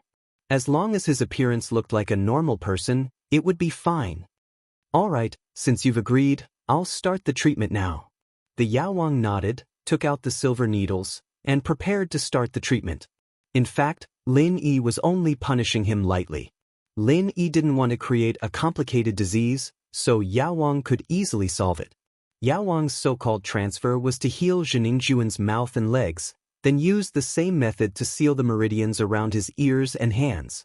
It sounded like a diversion, but in fact, it was to create an opportunity for him to make money next time. Or else, 1 million was a little too little. Yao Wang had already set a goal to squeeze at least 10 million from Zheningjuan. Soon, under Yao Wang's acupuncture, Zheningjuan's mouth and legs returned to normal. However, one of his ears was deaf and one of his hands couldn't feel anything. However, these problems were hidden and couldn't be seen on the surface. Zheningjuan and Zhen Dazhou were naturally grateful to Yao Wang. After paying the fees, they agreed on the next time and left happily. Looking at the father and son from House Zhen leaving, a cold smile appeared on Zhao Qibing's face. 2 idiots, just wait to give me money. Master Bing, I've decided to get 10 million from the father and son from House Zhen. What do you think? Yao Wang told Zhao Qibing his idea. 10 million? So little? Zhao Qibing frowned. I heard that Zhen Dazhou is very rich. His assets are over 100 million. You should get at least half of it, right? 50 million. Yao Wang was shocked. Master Bing was a ruthless man. He was even more ruthless than him. He thought that 10 million was a lot, but Master Bing asked for 50 million straight away. However, Yao Wang couldn't understand why Zheningjuan's problems were worth 50 million. He couldn't help but ask, Master Bing, 1 million for 1 time and 10 times for 10 times, isn't that a lot? Are you stupid? Zhao Qibing glared at him. Can't you make more problems when you treat him? This shouldn't be a problem for you, right? Do you need me to teach you this? Zheningjuan is a man who enjoys alcohol and women. If you make him impotent, let's see if he'll ask for help with a lot of money. If you're afraid of suspicion, then just do it to Zhen Dazhou and make that old man's sexual function fail. I understand, Master Bing. Yao Wang heard Zhao Qibing's words and was enlightened. Even a black-hearted doctor like him wasn't as black-hearted as Master Bing. Master Bing was too black-hearted. Almost all the famous people in Songshan knew that Zheningjuan had a strange disease. It caused a huge commotion, and it wasn't a secret that Zhen Dazhou asked Zhou Tiandi to search for a doctor. However, the news that Zheningjuan's disease was cured by a new Zhao Yaowang shocked everyone. In the past, everyone in Songshan knew that Guan Xuemin was a miracle doctor. They didn't expect that there would be another Zhao Yaowang who seemed to be even better than Guan Xuemin. Everyone saw Zheningjuan's condition. His mouth was crooked and his legs were lame. They went to the hospital for a checkup, but there was nothing they could do. However, after Zhao Yaowang injected a few needles, a miracle happened. Zheningjuan's legs were no longer lame and his mouth was no longer crooked. Zhen Dazhou didn't want to tell others that he was deaf and couldn't feel his hands. He only said that his son was cured. This way, it was an advertisement for Zhao Yaowang. In an instant, everyone knew that there was a Zhao Yaowang in Songshan. His medical skills were incredible and he was even better than Miracle Dr. Guan. As a result, Zhao Yaowang's fame spread like wildfire. In the future, when the rich and famous people wanted to see a doctor, the first person they thought of was Zhao Yaowang. After all, Zhao Yaowang had cured someone before. Zhening Jun was indeed alive and kicking now. Chapter 846. Chapter 0845. Hiring a spokesperson. What does Zhao Qibing want to do? Could it be that he learned how to make money from you? Fatty Lai asked curiously. I'm afraid he lost a lot of money recently. He didn't have the initiative in the slums area, so he probably won't be able to make much money. So, it's understandable that he's thinking of other ways to make money. Lin Yi could guess Zhao Qibing's intentions, that Yaowang he does have a way to treat people. This kind of thing has nothing to do with us. Yeah, let's ignore him then. It has nothing to do with us for now. Fatty Lai nodded. No matter how Zhao Qibing acted, as long as he didn't provoke Lin Yi, it wouldn't matter. Lin Yi just laughed it off because there were more important things waiting for him. The first batch of products from Miracle Dr. Guan's medical company was about to hit the market. Let's not talk about him. Didn't you call me here to talk about the product? Lin Yi had a lot of free time these few days. Tang Yun's problem was solved. He didn't know whether Zhong Pingliang and Zhang Wen were discharged or not, and Zhao Qibing had quieted down quite a bit. Zhou Ruoming fawned on Lin even more than when he saw his own father. This made Lin Yi relax for a few days. Other than accompanying Miss and Shu to and from school, he would only see Tang Yun during breaks. His days were peaceful and leisurely. This was the life that Lin Yi yearned for. There were no conflicts every day, and he could protect the people he loved, quietly savoring the little things in life. Lin Yi didn't know how long these days would last. If it was possible, Lin Yi hoped that it would last forever. However, although life was peaceful and it made Lin Yi feel comfortable, Lin Yi still kept his guard up. Yu Kuan went back. No matter what, Lin Yi had a feeling that he was leaving a threat behind. It was just that House Yu hadn't made any moves yet. As for Zhao Qibing, Lin Yi didn't believe that he would just let it go like this. Who knew if he would come up with some weird tricks to deal with him? Yes, the first batch of our injury medicine is ready and can be launched at any time. Fatty Lai said. However, when our company opened, we didn't hold any ceremony. Although Miracle Dr. Guan's medical company is quite famous outside, we still need to hold a product launch for the release of a new product. Press conference? Why is it so troublesome? Lin Yi didn't think that launching a product into the market required such a complicated process. Yeah, it's just a way to show the company's strength. It's just like Qibing real estate company's building completion ceremony. Fatty Lai was an expert in business, so it was natural for him to be able to make sense of it. It's just that we ruined his completion ceremony. If that's the case, then it's up to you. Lin Yi felt that he wasn't doing his job as a hands-off boss. He knew nothing about business. If it weren't for Fatty Lai, a follower he'd met halfway, it would have been hard for him and Xu Emin to run the company. All right, then I've decided. Fatty Lai nodded, because our company's publicity is almost done. Now is the best time to go public. Once our product is launched, there will be a lot of media outlets promoting us for free. But, according to the usual practice of many companies, they usually hire celebrities to boost the popularity of their new product launch. Celebrities? You know them? Lin Yi wasn't interested in celebrities and he didn't watch TV. To him, celebrities weren't as cute as the girls at home. I don't know. Fatty Lai smiled bitterly, but money makes the world go round. As long as we're willing to pay, it's easy to hire a spokesperson. Oh, it's up to you then, Lin Yi shrugged and said indifferently. Then, boss, do you have any good candidates in mind? Fatty Lai knew that many companies hired celebrities to be their spokesperson not only to bring popularity to their products, but also because the boss of the company was a fan of the celebrity.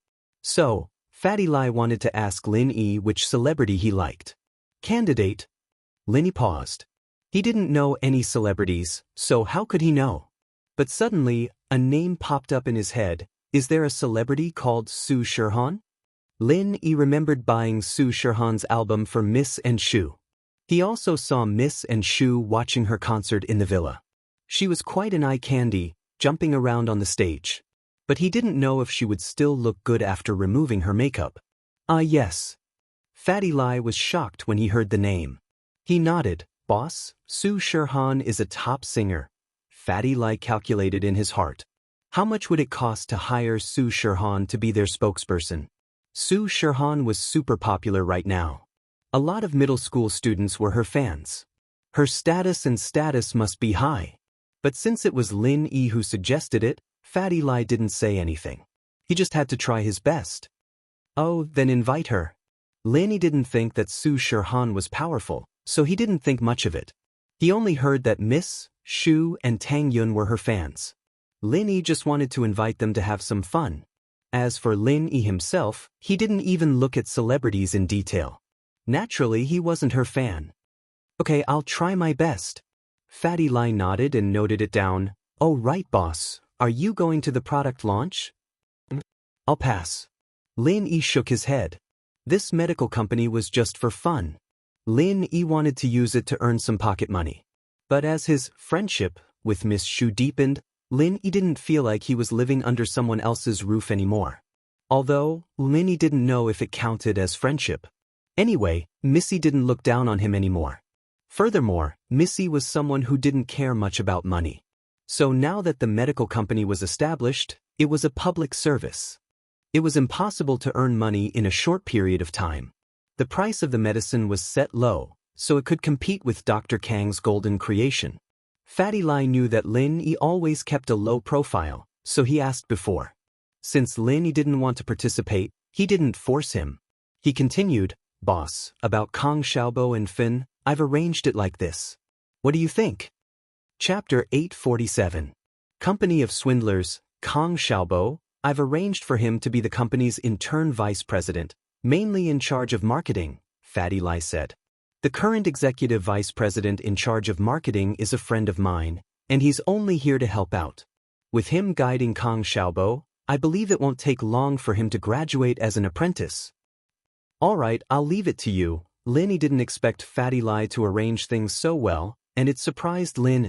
As for Xiaofan, I'll arrange for her to work in the quality inspection department, but the position of quality inspection manager is empty at the moment. It won't be too late to arrange for her to be the manager after she gets used to it, Fatty Lai explained. You thought it through. Lin Yi was a classic example of nepotism, but whether it was Kong Xiaobo or Xiaofan, they wouldn't become arrogant because of this relationship. Although Kong Xiaobo was Lin Yi's follower, wasn't the company's general manager Fatty Lai also Lin Yi's follower? With Kong Xiaobo's grades, he wouldn't be able to get into any university, at most a third-rate one.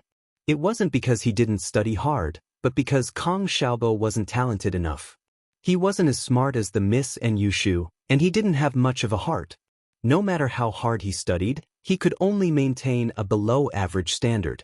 Songshan Songshan was a good school, but that didn't mean that every student could get into a famous university. Students like Xiaobo who weren't good at studying could get into a better university if they had some connections or money, but those who didn't have any connections or money could only get into a third-rate university. Kong Xiaobo had thought things through a while ago, so he decided to put his studies aside and put his energy into managing the company. He could just get into a third-rate university to pass his time, and when the company had some results, he could study for an MBA or something. It wasn't a bad way out. Evidently, Kong Fu and Kong Mu had thought it through as well. What was the point of studying hard for 10 years? Wasn't it just a good job in the future? Now, he had a job and it was a deputy general manager. In this day and age, even if you were a PhD student who had returned from abroad, without any experience or connections, it was impossible to give you a deputy general manager position.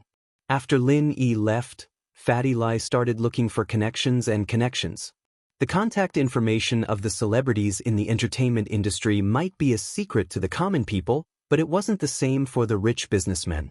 They were always looking for endorsements, and the entertainment companies were more than willing to work with them. Fatty Lai quickly found the entertainment company Su Shirhan belonged to and contacted her manager. Needless to say, the manager of a superstar like Su Shirhan was very arrogant. She picked up the phone and hurriedly asked, "Who are you? What's the matter?" The way she spoke made Fatty Lai frown, but he still said patiently, "Hello, I'm from a company, and I want to cooperate with Miss Su Shirhan." The manager's tone softened a little after hearing that Fatty Lai was from a company, but it was still cold. "Which company are you from? What kind of strength? Why would he want to collaborate with Miss Su? Are you attending an event or endorsing a product?" The manager couldn't be blamed for being cold. There were a lot of people calling to harass Su Shirhan, and the manager couldn't be more annoyed every day. Before confirming the identity of the person calling, she couldn't let her guard down. "Hello, I'm the CEO of Miracle Dr. Guan's medical company, Lai Chung. I'm looking for Miss Su Shirhan to endorse our company's product, and also to attend a new product launch." Fatty Lai could see that the manager was a straightforward person, so he didn't waste any time and said his purpose directly. "Miracle Dr. Guan's medical company?"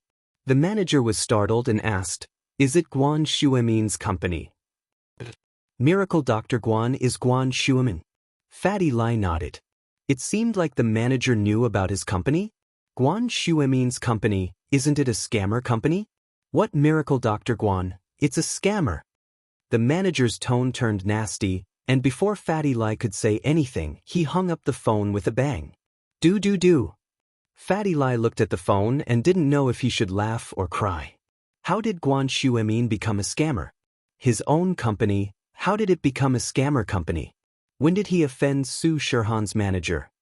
"Wang sis, why are you talking so loudly? Why are you calling him a scammer?" A heavenly voice sounded from behind Sister Wang. A girl wearing a bathrobe, with fair skin and a slight blush, walked over. She looked like a fairy who had just come out of the bath. Her hair was still wet, and it was casually scattered. Her pretty face didn't have the slightest bit of makeup on, but she still looked very lovely. She was the superstar Su Shirhan, who had countless fans and was the idol of many middle school and university students. But at this moment, she didn't act like a superstar at all. She walked behind the manager like a mischievous girl and bent down to look at her phone, wanting to see who she was calling. "Han, are you feeling better?" Wang Sis's cold expression changed, and a concerned expression appeared on her face as she turned to look at Su Shirhan. I'm fine. Su Shirhan shook her head and smiled sweetly. "Wang Sis, don't worry about me. Right, you haven't told me yet? What happened before? Also, Wang Sis, why is your temper so bad these days? You're always so cold when you pick up the phone." "It's not that I'm cold, but there are some entertainment reporters who always pretend to be fans and collaborators, spying on this and that. It's annoying me." Wang Sis sighed. "Looks like I'll have to change the phone number after a while. Too many people know this number." "But what if it's really a call to collaborate?" Su Shirhan nodded and asked. "I can tell with just a few words whether it's a collaboration or not. Some people have too much money and purposely call to have fun. Our Han isn't that kind of person. If you want to chase after a celebrity, go find someone else." Wang Sis had been a manager for a few years, and she had a pair of sharp eyes. The companies that could really afford to collaborate with Su Shirhan were all big and famous companies, not some unknown small company. Chapter 848. The celebrity's strange illness. When she grew up and entered the entertainment industry, it was Wang Sis who acted as her manager, shielding her from the wind and rain. Although Wang Sis wasn't her real sister, in Su Shirhan's eyes, she was more or less like a real sister. Now that she was earning money, Su Shirhan would always split the income into two, one under Wang Sis's name. Although Wang Sis didn't want it, Su Shirhan still insisted. "No, it's a scammer company." Wang Sis shook her head. "It's that Guan Shuemin, Miracle Dr. Guan's medical company. It's been hyped up on TV and newspapers recently, but it's actually a scammer. Haha." Su Shirhan heard Wang Sis's words and couldn't help but smile helplessly. "Wang Sis, Elder Guan is an expert in the medical world. How can he be a scammer? If he's not a scammer, then why can't he cure your illness? After acupuncture for so long, there's no improvement at all. He even said that he could cure it." Wang Sis said with disdain. "You can't say that. So many hospitals couldn't cure it either, right? It's just that my illness is a bit strange." Su Shirhan didn't think that Guan Shuemin was a scammer, since her situation was too complicated. "Forget it, we have to have a conscience when we're endorsers. If he can't even cure your illness, how can he call himself a miracle doctor? We can't just let you lie with your eyes wide open, right? Wang Sis said indifferently. Su Shirhan heard Wang Sis's words and couldn't help but smile and shake her head. It's not like there aren't such celebrities. Fake endorsements, there's a lot of them nowadays. I think I should call Master Guan and apologize to him. He was very attentive when he treated me. Do what you want, this kind of scammer, why bother with him? Wang Sis was a person who had a clear distinction between love and hate. She had a very strong personality, unlike Su Shirhan, who was pure and didn't have complicated thoughts. However, for someone like Su Shirhan, if it wasn't for Wang Sis, her manager, she would definitely be at a disadvantage. Su Shirhan smiled and picked up the phone. She found the number and called Xu Emin, but his phone was turned off. She could only put this matter aside for now. Fatty Lai didn't manage to invite Su Shirhan, so he quickly called Lin Yi, but Lin Yi didn't think much of it. He heard that Su Shirhan's manager was a cocky one, so he gave up on the idea of finding a spokesperson. Zheng Wen didn't have a good time these days. The pressure from his family and the Fire Wolf gang made it hard for him to breathe. Fortunately, before the kidney trafficking organization was destroyed, Zheng Wen had earned a lot of money for his family and the Fire Wolf gang. Zheng Wen's brother, Jianda, was in charge of organ trafficking in Songshan. Although he didn't get into any trouble, he had to spend money to buy kidneys. The turnover was small and the cost was high. So, his annual profit wasn't even as much as Zheng Wen's monthly profit. This was also the reason why the Fire Wolf gang and House and didn't take Zheng Wen back. Zheng Wen was quite arrogant and unscrupulous, but one had to admit that he was an expert at making money. He'd made tens of millions of profit in 1 month, and even the leader of the Fire Wolves North had to look at him in a different light. At this moment, Zheng Wen was lying on the sofa, receiving a call from his father. Zheng Wen, you're still too young. You're too reckless this time. Zheng Wen's father, and Mingyue, said seriously.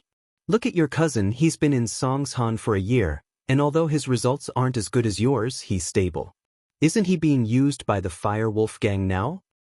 Dad, I'm just trying to show Grandpa and the Fire Wolf gang what I want, right? Our family, ever since I left the country, the business in the north has been handed over to my uncle. Our family's position in House Inn and the Fire Wolf gang has been plummeting. Zheng Wen said bitterly. Idiot. I may have given up on the business in the north, and I'm now the liaison between the House and the Fire Wolf gang. It may seem like I'm not as glorious as your uncle, but in reality, every transaction with the Fire Wolf gang comes from your father. And Mingyue said. Otherwise, why do you think the Fire Wolf gang would put you in charge of the business in Songshan when you just came back? As for your brother, is he really valued by the Fire Wolf gang? He's only going to the border to deal with the drug dealers. It looks like he's making a lot of money, but do you know how dangerous it is? Which one of those foreign drug dealers isn't a murderer who kills without blinking an eye? I understand, Dad, I was too reckless. Zheng Wen thought about his father's words and felt that it was true. Humph, but the organ smuggling business won't last long. And Jianda had already attracted the police's attention when he started it. It's fine if it stopped now. You've made quite a lot of money for the Fire Wolf gang, so we'll let this go. And Mingyue said. Fortunately, the head of the Fire Wolf gang's northern branch is a cruel man. He likes your unscrupulous way of making money, and with me coming back from the middle, he finally agreed to give you a new job. What? A new job? That's great. Zheng Wen was overjoyed when he heard his father's words. He was still thinking about what he should do in the future. How was he going to pursue Meng Yao without a kidney and a career? Now, a new career had arrived so quickly. Yeah, the most profitable business is prostitution, drugs, and organ smuggling. As for the sex industry, there are local gangsters everywhere. We shouldn't interfere. And Mingyue said. As for drug trafficking, your cousin is already in it. What you need to do now is gambling. You want me to build a casino? Zheng Wen could roughly guess his father's intention. Yes, but not a normal casino. It's an underground boxing ring. And Mingyue said. Normal casinos are also controlled by local gangsters. It's not good for us to interfere. That's why we're doing the boxing business. Not only can we sell the tickets, but we can also bet on the outcome of the fights. It's a very profitable business. No problem, leave it to me. I'll do it well this time. Jiang Wen nodded. But I don't have anyone else I can use. The tattooed guy already took the blame for me. Chapter 849. Jiang Wen's kidney transplant. Don't worry, father, I know what I'm doing. But can you send me another person who can run errands? Otherwise, these two won't be able to help me take care of things. Jiang Wen wasn't an idiot. One was a fighter, and the other was a doctor. They were both important figures in the Firewolves, and so he couldn't just use them as scapegoats. The kidney trafficking company had taught him a lesson. He had to have a backup plan. He was lucky enough to escape this time, but he had to be more careful next time. He had to prepare a scapegoat for his crimes. Otherwise, the next person to go to jail would be him. Ha, of course, you don't have to worry about that. And Mingyue smiled. I've found a suitable candidate. He's a wanted criminal, and he only has a junior high schooler at home. He can help you. How could Mingyue not know what his son was thinking? Plus, he didn't want anything to happen to Jiang Wen, so he had to arrange everything in advance. Oh, so this person doesn't have anything to worry about? Jiang Wen asked quickly. Nope, he only has a junior high schooler at home. After he committed the crime, he lied to his brother, saying that he went overseas to work. And Mingyue said, I've already sent some money to his brother a few days ago, saying that his brother won't be back for a while. That's good. Jiang Wen nodded. Leave this arena to me. I'll make it great for you. Jiang Wen hung up the phone. He was very excited. The second spring of his career was about to come.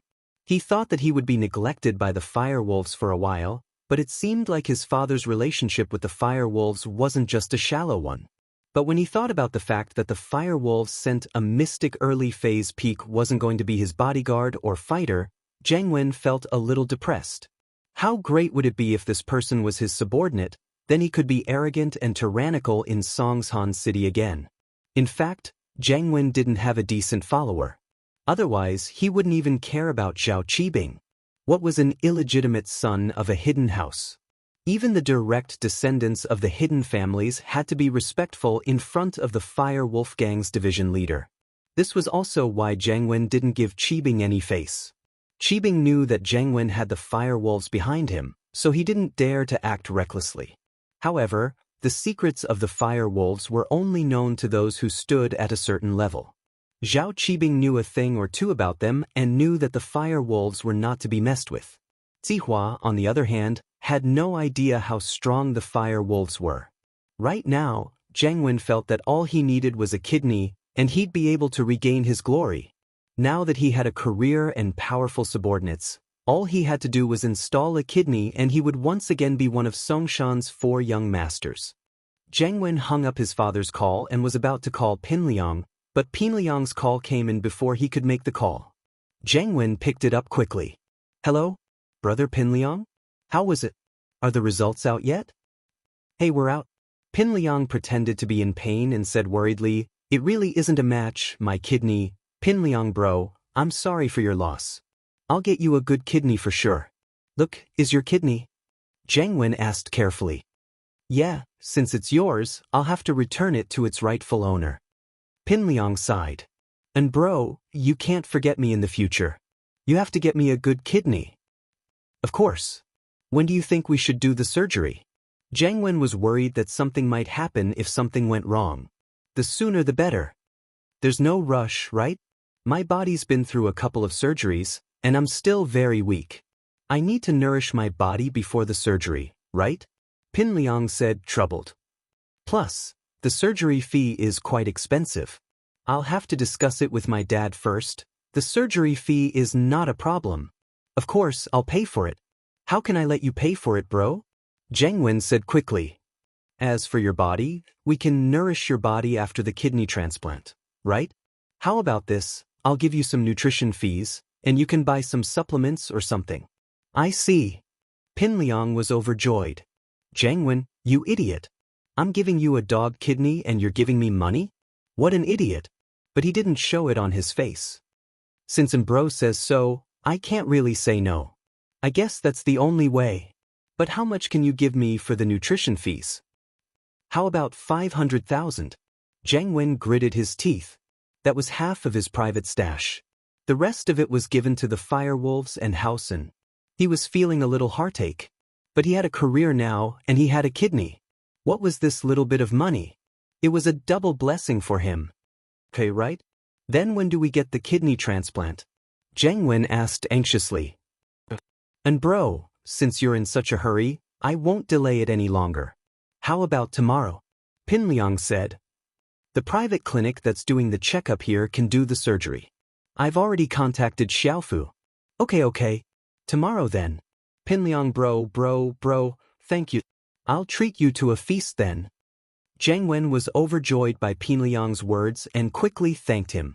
After Pin Liang hung up, Xiaofu asked, Liang bro, how was it? Did Zhang Wen agree? He did. We'll get the kidney transplant tomorrow, and then give me 500,000 as compensation. Pin Liang said. Is everything ready on your side? Everything's ready. We can do the surgery any time. Gao Xiaofu cackled and said, Brother Liang, I've also prepared a mad dog. I bought a mad dog from the dog hunting team. This mad dog is really hard to catch. We'll get that Zhang Wen a mad dog kidney. We'll play him to death. Who told him to screw me over? Take my kidney away? Pin Liang started laughing as well. Zhang Wen, just you wait. The best part is yet to come.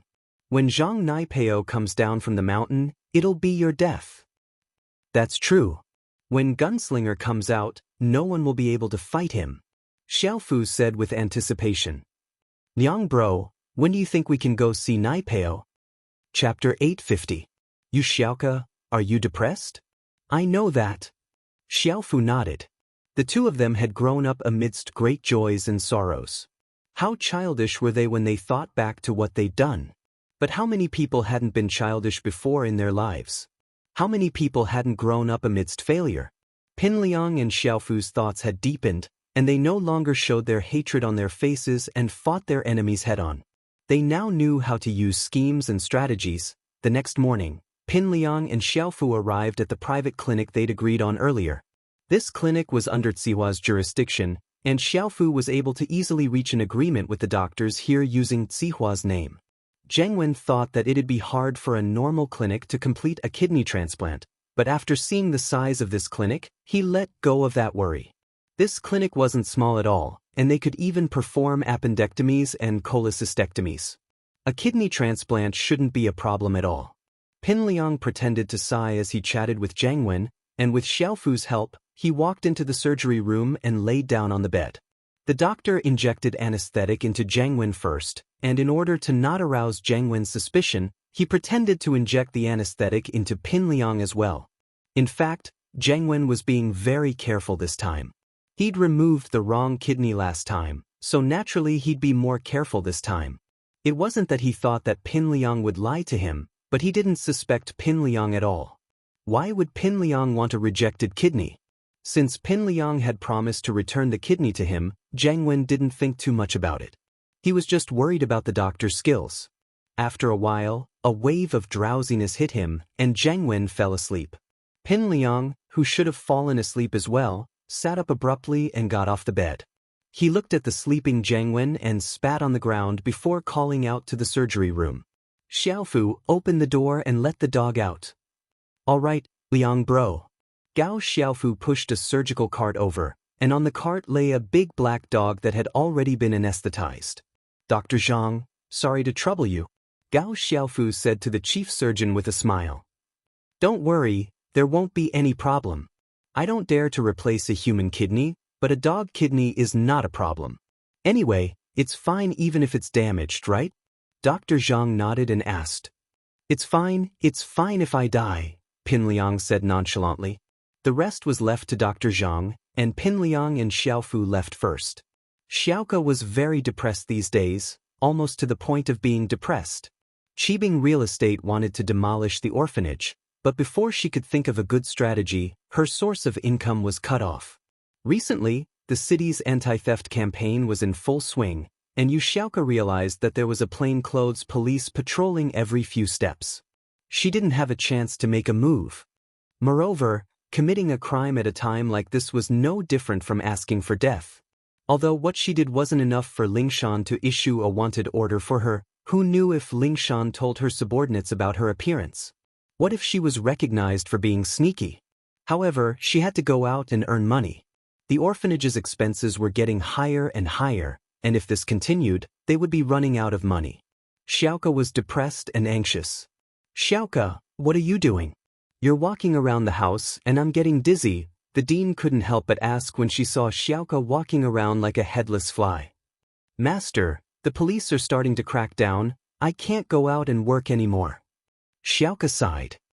"I need to think of a way. It seems like I need to spread the news and get a few big deals." Linny sighed and said, Xiaoke, it's been hard on you." The dean looked at Xiaoke with heartache. "If it wasn't for the fact that I can't show my face in public, I really want to share some of your burden. You're only 18, and you should be enjoying your youth without any worries, but you have such a heavy burden on you every day. Master, you're treating me like an outsider. You treat me like a daughter, and I share your burden. Isn't that what I should do?" Xiaoke didn't think that she was suffering much. It had been so many years, and she was used to it. Now, all she wanted was to earn money so that the children in the orphanage could live a good life. "Xiaoke, you're not young anymore, right?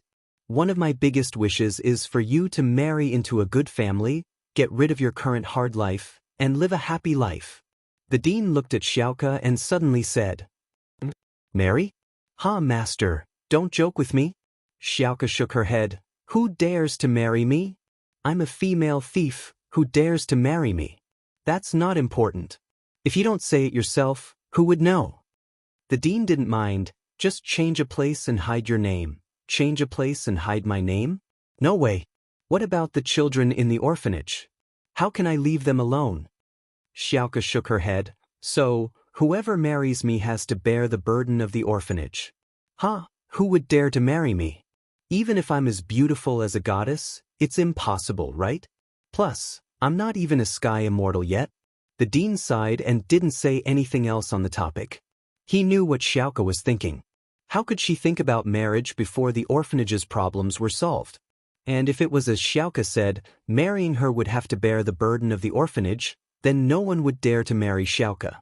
Xiaoke was pretty, but she was used to playing around outside, and she was a female thief.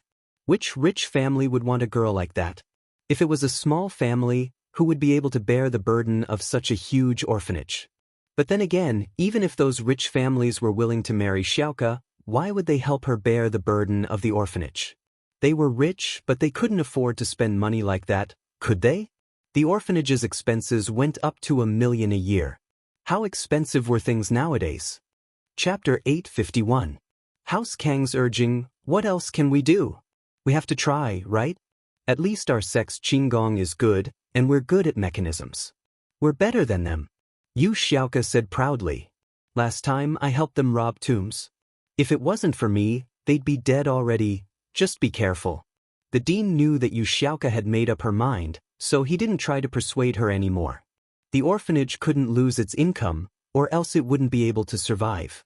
Yu Xiaoke posted a mission on the thief store's website and waited for people to accept it. But normally, once a mission was issued, there wouldn't be people looking for it immediately. So during this time, Yu Xiaoke decided to do something. After thinking about it, she felt that she didn't have any skills. The only thing she could think of was to sell flowers in front of the hospital. The risk was low, and she could still make a profit. After thinking about it, she brought Xiao Ken and the older kids to the wholesale market to buy some flowers.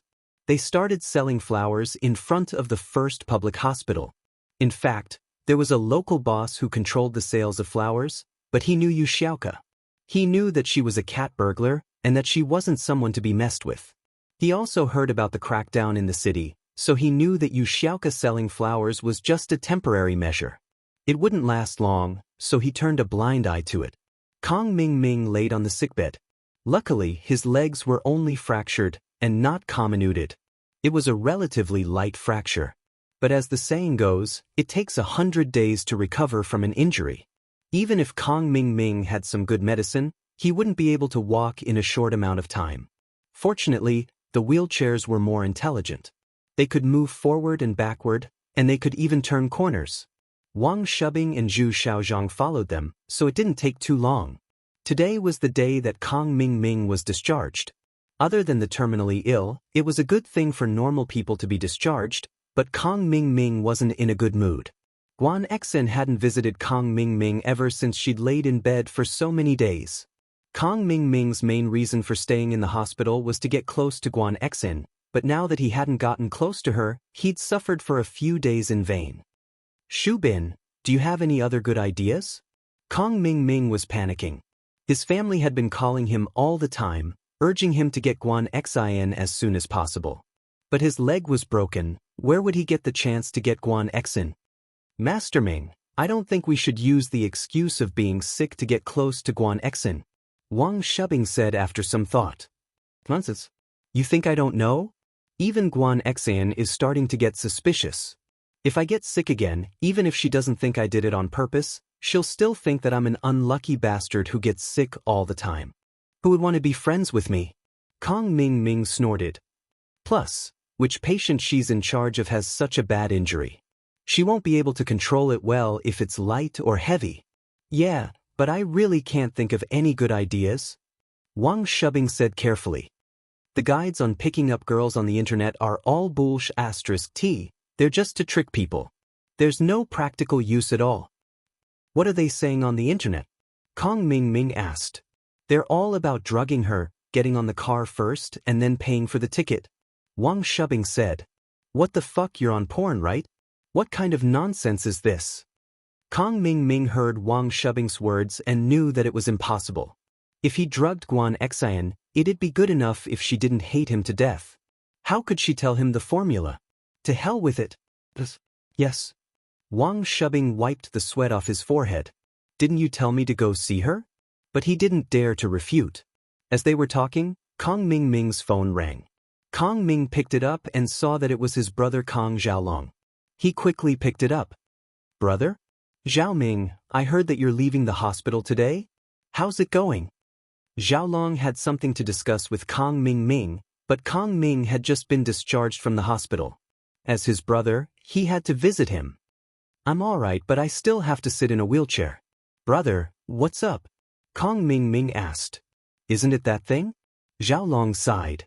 The Xiao family came looking for Grandpa to force the marriage. They even brought a mystic class master. Motherfucker, are they trying to scare us? That's why you need to hurry up and get Guan Xin to give us the prescription.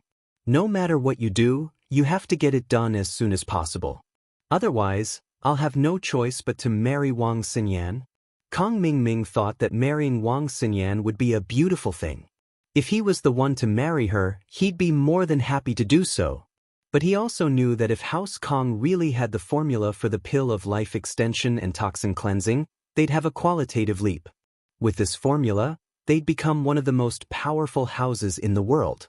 Although the aristocratic families that had consumed the pill of life extension and toxin cleansing didn't publicly announce the effects of the pill, they had secretly sent people to the Kang family to inquire if they had any intention of selling the pill of life extension and toxin cleansing they had purchased at the auction.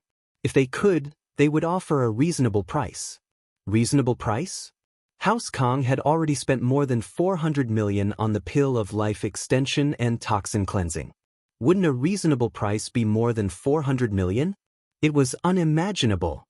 But Kang Mingming knew that even if they spent 500 million, it would still be worth it to some of the older members of the big houses or even the hidden houses. One pill could extend one's lifespan by 10 years. That was money for life. It was worth it no matter how much it cost. Plus, Kang Mingming had experienced the effects of the pill of life extension and toxin cleansing firsthand, and he was still benefiting from it. His cold from before, and now that he'd been smashed by the house, had healed rather quickly. It was all thanks to the changes in his body. If it were the old Kang Mingming, with his weak kidneys, he'd be lying in the hospital a long time ago. As a result, once House Kang got the formula and refined the pill of life extension and toxin cleansing, wouldn't all the other houses have to give them some face? At that time, the Kang family would be promoted to an aristocratic family, and that would be a matter of course. I'll hurry, Kang Mingming said. But we can't rush this, right?